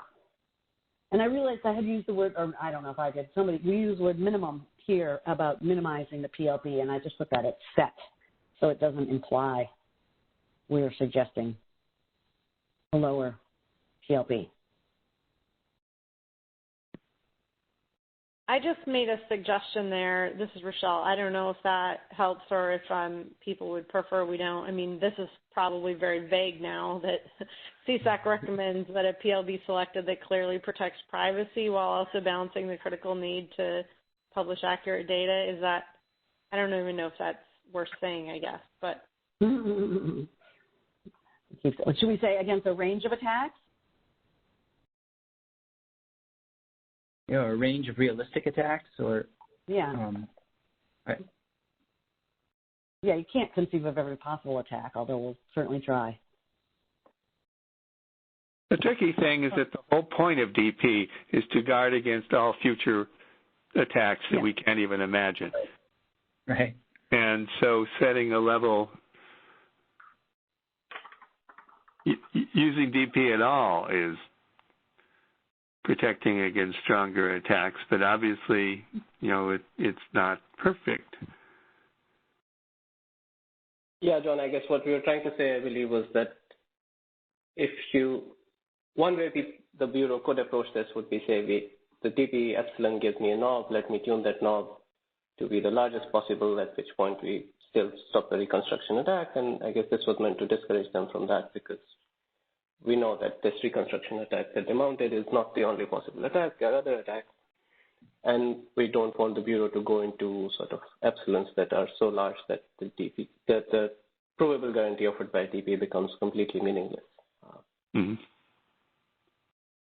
Is this a place where we could ask them to consider other alternatives? I mean, in some ways I thought 1980 we did this and we tried these other, switching people, and we're kind of almost straw people. This feels like it could be a place like where special places that are highly controlled could be reservoirs of the data. When we get down to lower levels of geography and smaller populations, it just seems like I haven't heard that discussed at all. And I would think that would be, one possibility, and maybe there are others as well. Can you say again what's the possibility, Chris? Well, I'm thinking of, for example, the University of Minnesota, I guess, has census data like a whole business where they get census data and people can use it. So I'm thinking of a place like that where the data would be highly safe, but people with carefully vetted credentials could come and use the data without these constraints. The RDCs. Yeah. We got that a little. Yeah, the RDCs. Yeah. It's a little farther down. Like this balance it's like almost hopeless to balance these two things. You need another strategy, they need to think about other strategies as well. Yeah. We have in recommendations 8 and 9 try to get at that exactly. Mhm. Yeah, and Chris, and for everybody who's listening and thinking about this, I think there's been a misportrayal, a little bit. It's a little oversimplified. It's definitely oversimplified. And the census folks said that it's not a trade-off per se between accuracy and privacy, because there's other dimensions, right? So the algorithms, they're showing that by improving the top-down algorithm, by continuing to tweak it, they've gotten better accuracy at sometimes higher levels of privacy or lower levels of privacy. So what we're saying is, okay, where you're at right now is we're not sure if the accuracy is good enough, and we're not sure if the privacy is good enough, and keep working on those algorithms is basically what we're saying. Right here. That might be what needs to be said here. Okay, yes. I think that's kind of what we keep saying. We can see the last sentence, right? CSAC recommends that the Bureau continue to improve their algorithms such that the BLP can be set to achieve necessary levels of accuracy with needed levels of protection. Obviously, we don't know what those are, because we don't know what PLB is needed for privacy protection, and we don't know enough to know that the data is sufficiently accurate for the uses. So it's as Jay said, it's the mom and apple pie thing, but it is what's necessary for moving forward. But they can't continue to work on the algorithm as they approach a mandated data release date, correct? I mean, at some point, a decision has to be made, which is the backstop, the privacy or the accuracy, because there's a guillotine that comes down and that data has to be released. And I really appreciate this conversation in the last 6 or 7 minutes, because when I read this document, it wasn't clear to me which was the alpha and which was the beta. Do we slide the scale to achieve the privacy that we want and accept the loss of the accuracy, or vice versa? And it seems to me that based on what everyone's saying, it's the privacy that's primary. That's the backstop. You have to hit a level of privacy that's acceptable, and once you do that, you accept the loss of accuracy. Am I correct? I'm the outsider who's not a data scientist reading this as a public policy kind of document, and it wasn't clear to me which was prior and which was after the fact. And I'm not, so I appreciate this part of the conversation because it's clearing it up a little bit for me. Yeah, no, it's a great question, Bill, and it's great that everyone in the public is hearing us talk about this because hopefully it will be helpful for everyone. So the CSAC, of course, keeps our focus on science, right? And so whatever the timelines are that the Census Bureau has to meet are not our particular concern. What we can say is that we don't have enough evidence right now that the accuracy is sufficient for the legal uses, nor do we have enough evidence right now that the privacy is sufficient. So we're asking for more evidence, and in the meantime, saying that they can produce better of each over time. They might have a time constraint they have to meet, and we don't have the evidence needed to tell them how to do this the best within the time constraints that they might be facing. So we're not leaning on either privacy as a priority nor accuracy as a priority. Both are important, and we see that they can continue to improve their algorithms to achieve better of both. Was that helpful, Bill? They may have time constraints, but that's not our issue. Yeah. Right, fair enough. Yeah, that makes sense. Yeah. Yeah, no, I appreciate you raising it, right? Because other people are going to have the same kind of questions like, well, what are they supposed to do in the time allowed? And, that's right. We don't have enough information to tell them what to do in the time allowed. Speaking of time allowed, 207. Yes, that's right. Thank you very much. Okay, but we don't want any misconceptions about what we're trying to say here. What we're trying to say is that we are very concerned about the accuracy. We are also very concerned about the privacy. Both of those are still require more information. So it is sort of vague here, but are we good with how this reads right now? Does it convey more of that balance that we're trying to articulate?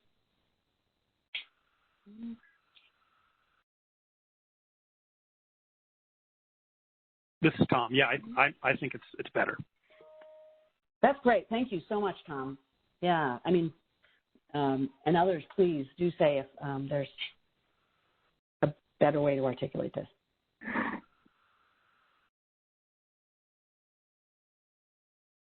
I'm going to move along. It seems like we're pretty good. That was so helpful, y'all. So appreciate everybody's thoughts because we've been wrestling with that one ourselves for quite a while.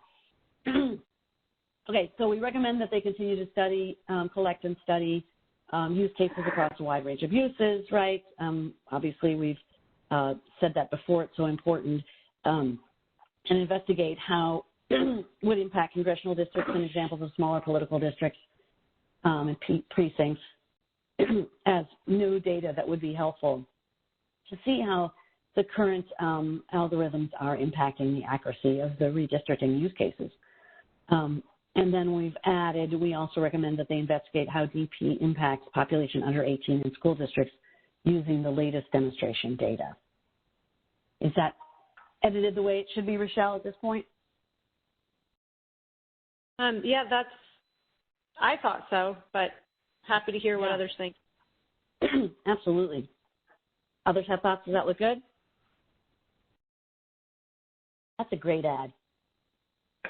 We are so good at doing this on the fly, aren't we? I'm so impressed with y'all. Okay, here we go. I'm going to scroll down. We recommend the Bureau evaluate the impact of differential privacy for the racial equity uses, including for housing and environmental justice. We see those as really needing analysis. Excuse me. I have to keep clearing my throat. They really need analysis because there's going to be implications of that over time. There's obviously lots of other use cases, and we don't have the bandwidth to identify them all, but hopefully highlighting those are helpful. we recommend that they release these quality metrics without applying differential privacy. If they conclude they have to apply differential privacy, don't release them. It's not going to be worthwhile. So we'd like to see them released without differential privacy. And if they can't do that, we'd like to hear about that decision and how it was thought through. How those could be used in a reconstruction attack. We recommend examining the utility of exploring trade-offs of not releasing all the detailed tables in the DHL file as a block and potentially block group levels, if this would allow for more accuracy at other geographic levels. This is an idea that I think maybe we should give credit to Connie Citro, right, who put this forward, and we discussed it, thought it was very worthwhile. There we go, yep. Michelle gave credit where credit is due. Thank you. And there we go. Yes, I think a great suggestion about just included, it might be possible to use swapping, potentially in combination with suppressant for some small cells for the DHC file for units at track level and above. So yeah, some unique ways of trying to think about getting better accuracy from these products is what we're putting forward here, and hope that as their scientific advisory committee, they provide good food for thought. But that's a great add. I think Rochelle just added that. It's excellent. I would suggest adding, can you back up? Mm-hmm. Talking about accuracy and other geographic levels. We really want to be clear that we're talking about the accuracy for small subpopulations. It isn't state populations. We want these other geographic levels. It's in order to get the detail for small demographic groups. Oh, okay. Allows more accuracy in other, not geographic levels, but small demographic groups. Yeah, at other geographic levels. You can keep the geographic levels, but it's both. It's to both. get more demographic detail, more accuracy for small demographic groups. Right. So just to, Kathy, you're talking, but nobody can hear you. Now you're. But just a flag that we will also have housing in there too, which everyone forgets the vacancy issues too. So it's small demographic and housing, right, or housing, right. If we just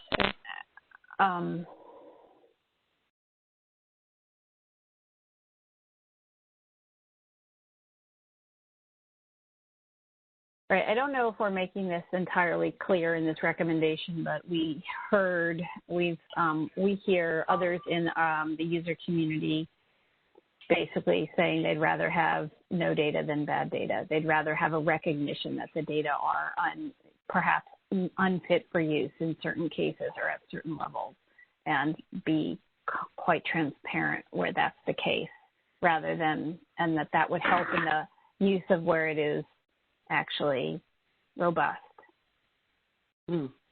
So, right, that's the point, Connie, I believe is that might mean there's still, cell suppression are alternatives to making available other data, and that's great to think about. But I think what we also hear in our larger user community is that if the data aren't fit for use, we just want to know it and then learn how to adapt. Yeah, I think it's like that, Deborah, and also that we need accurate data at least at some geographic levels, like at the county level, by some of these breakdowns, like 5 years of age, or absolutely, and I think maybe tracked. Yeah, and so to get that accuracy, it may be worth to give up some of the data at the small level. That's right. Some users are going to be unhappy to give up, there are communities of people that want the block level geography, or, for example. But I think, Rochelle, your point is well taken. Let's make sure we have this here. That's great. And an important discussion. That's great. How is that reading? Look good? Can I move along? Okay, federal statistical research centers, research data centers. This is kind of what you were getting to, Chris, that, you know, we feel like the Bureau can really utilize the federal statistical research data centers as another way that researchers can get access to the high quality data. We really haven't heard what the plan is for how to utilize that important infrastructure, and we'd like to know more how the Bureau will prioritize utilizing that great resource. And we know that it might require setting aside a portion of the PLB for such uses.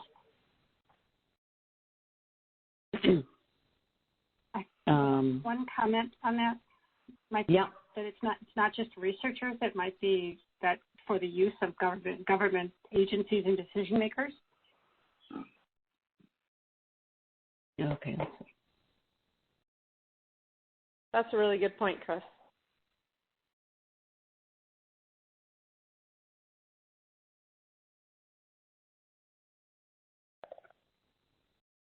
Can we say, can we just say credentialed users? Yes. I'm just going to put them all in there just so everybody understands that it's not just researchers.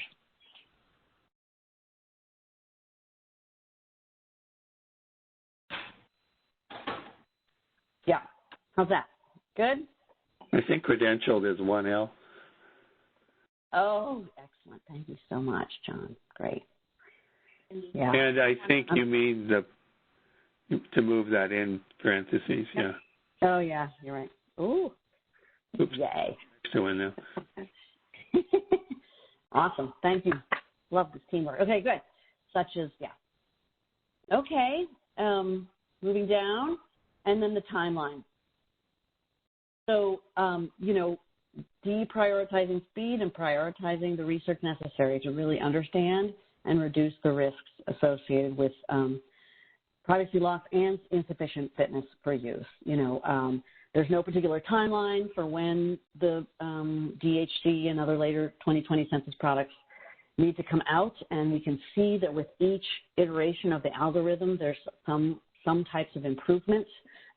We think that that as they did with the redistricting file, really taking the time to bake the cake is important, not speeding up in any way, and there's no deadlines that we're aware of. So we encourage the Census Bureau to prioritize performing the research needed. We know that might mean additional delays in data after releasing the redistricting file, but we think that'll be really helpful for getting better, accurate data. As users have said, they would rather have no data than horrible data. So my organization would wait a couple of years for better data based on improved algorithms, and there's alternatives the census can put forward in terms of updating the ACS and whatnot, et cetera, et cetera. So we as scientists say that prioritizing all that research is going to be really important for identifying all the risks associated with different levels of privacy, for identifying the risks associated with fitness for use, for legal uses of the data, and this more work is needed in this regard. If the Bureau can do that quickly, hooray, but if they need more time, we encourage them to take the time. Any comments on that or edits?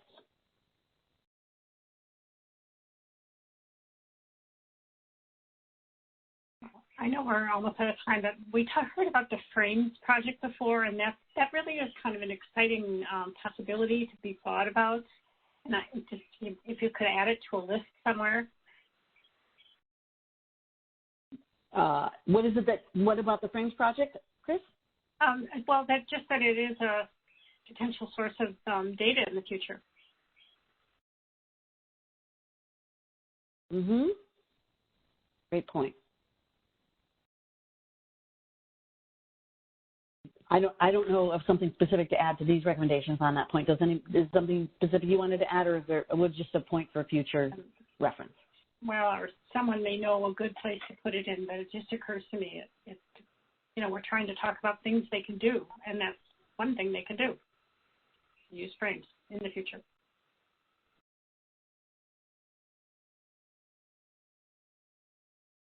Does someone have a way they want to add that to here? Mario, that's your specialty.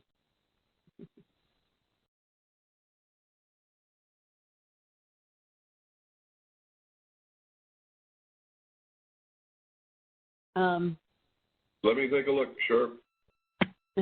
Awesome, thanks. And I know we're at time of presenting these recommendations, so what I'm going to do, I consider presenting them to be the same as discussing them. We've got 10 more minutes, so in 5 minutes or ish, I'll call for a vote, but let's scroll down and see what we've got, and I'm going to accept a lot of these changes as we go along. So we'll end up making this the not draft. And going down here, okay, we've got our first recommendation, right, on communications with the Bureau has been doing such a great job. Well, thank you again for hosting this meeting. We really appreciate all of your earnest efforts to engage stakeholders. We know this is a big topic, and you've done a great job. And so we've just pointed to some additional ways to continue to engage stakeholders, explain how you set the PLB, and then how to create good, usable guidance. So we're recommending that. We're recommending that you look at evaluations and examples of how error declines with aggregation of blocks in previously undefined geographies as an important analysis that we need to see to really understand the accuracy and of the data for a redistricting file. So we would prioritize that. We recommend you develop a set of tools to help users understand how error properties of custom geographies vary with distance from the geographic spine. That will be helpful. Request an update of the progress on those tools as we go along. Thank you for keeping that in mind. I'm going to, okay. Now we're recommending you consider whether reduction in the quality of track level estimates is an acceptable trade-off for the improvements achieved elsewhere, and whether some other reallocation of PLB might be useful. We're adding now errors associated with school districts have increased, and CSAC has not seen any metrics associated with the accuracy of data on children under 18, right? Because y'all were focusing on redistricting, but that obviously is going to be impacted by the redistricting decisions, or file, I should say. And so we recommend that you produce an analysis of the errors associated with the data for children under 18, particularly but not exclusively applied to school districts. Sorry, y'all. I'm having to manage this on a small screen. Okay. We recommend you consider strategies for ensuring especially high accuracy of blocks with prisons where incarcerated people make up the entire population. Recommend you investigate ways to keep prison population block information as accurately as possible, because it will be compared with other sources like Department of Justice. And maybe you could even use the Department of Justice data to not compromise any privacy protection. We've added this one here. I'm just going to save all these edits. We recommend that you're mindful of and report on other special populations, such as those living in group quarters beyond the prison population, like college dorms, for which there may be other data sources that conflict with the 2020 census results and for which post-processing adjustments might be useful. That's a good add. We recommend the Bureau include more information about the range and pattern of error and releases of the detailed summary metrics for future sprints. And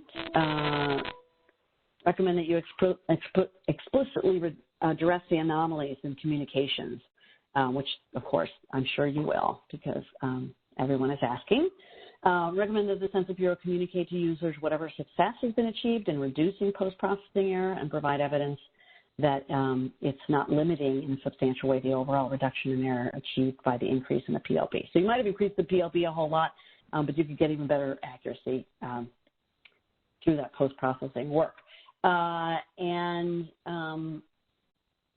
our earlier recommendation we're reiterating, about making available the non-post-process data in the top-down algorithm. And we recommend you continue to minimize the number of invariants, of course, and then you publish more details about the reconstruction attack you did do already. And then here's our difficultly worded but important recommendation that we're balancing protecting privacy against critical need for accurate data for a lot of legal uses, and so improving those algorithms is going to be necessary to get to necessary levels of accuracy and needs level protection. Both are important. We recommend that you continue to fully study, collect and study use cases, and we've highlighted a few.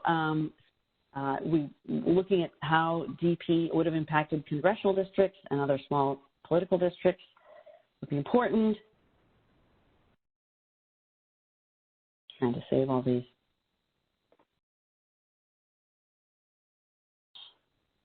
Sorry, y'all.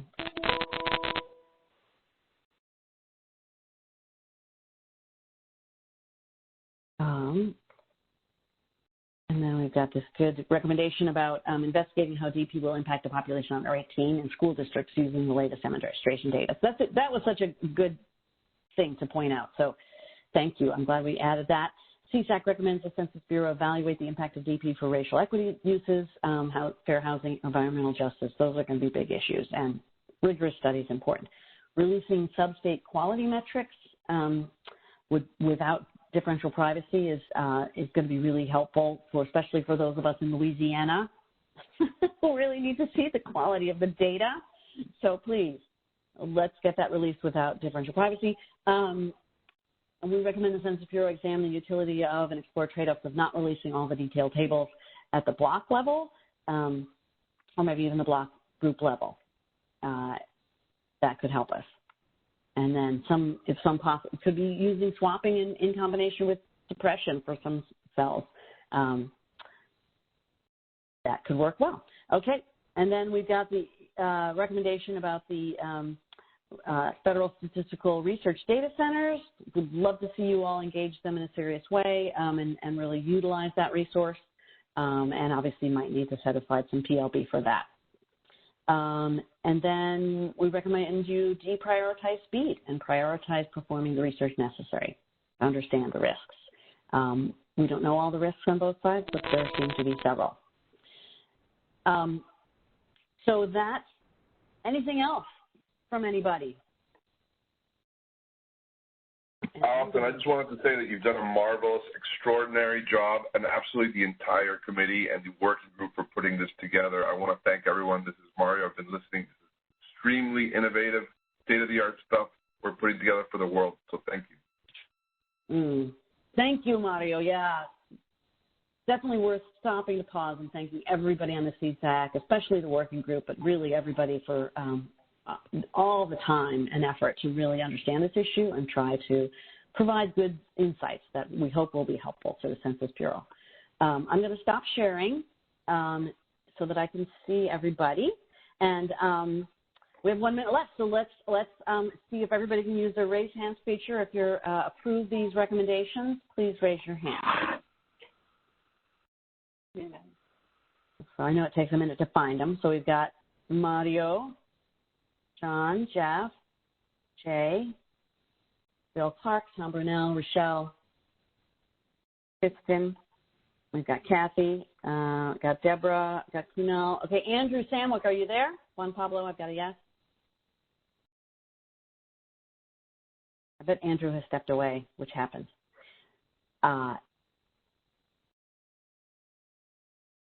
Andrew, I don't see him. So I think Andrew, you're not there, are you? No? Okay, good. Well then. I'm here. Oh, there. Okay. Are you voting against this, Andrew, or are you voting for it? I'm fine. Okay, good. You're good. Okay, your hand wasn't up, so okay, great. Allison, don't forget to vote. Don, whoa, my. I have to find the hand thing. Okay, there. Got it. Okay. Thank you all so much.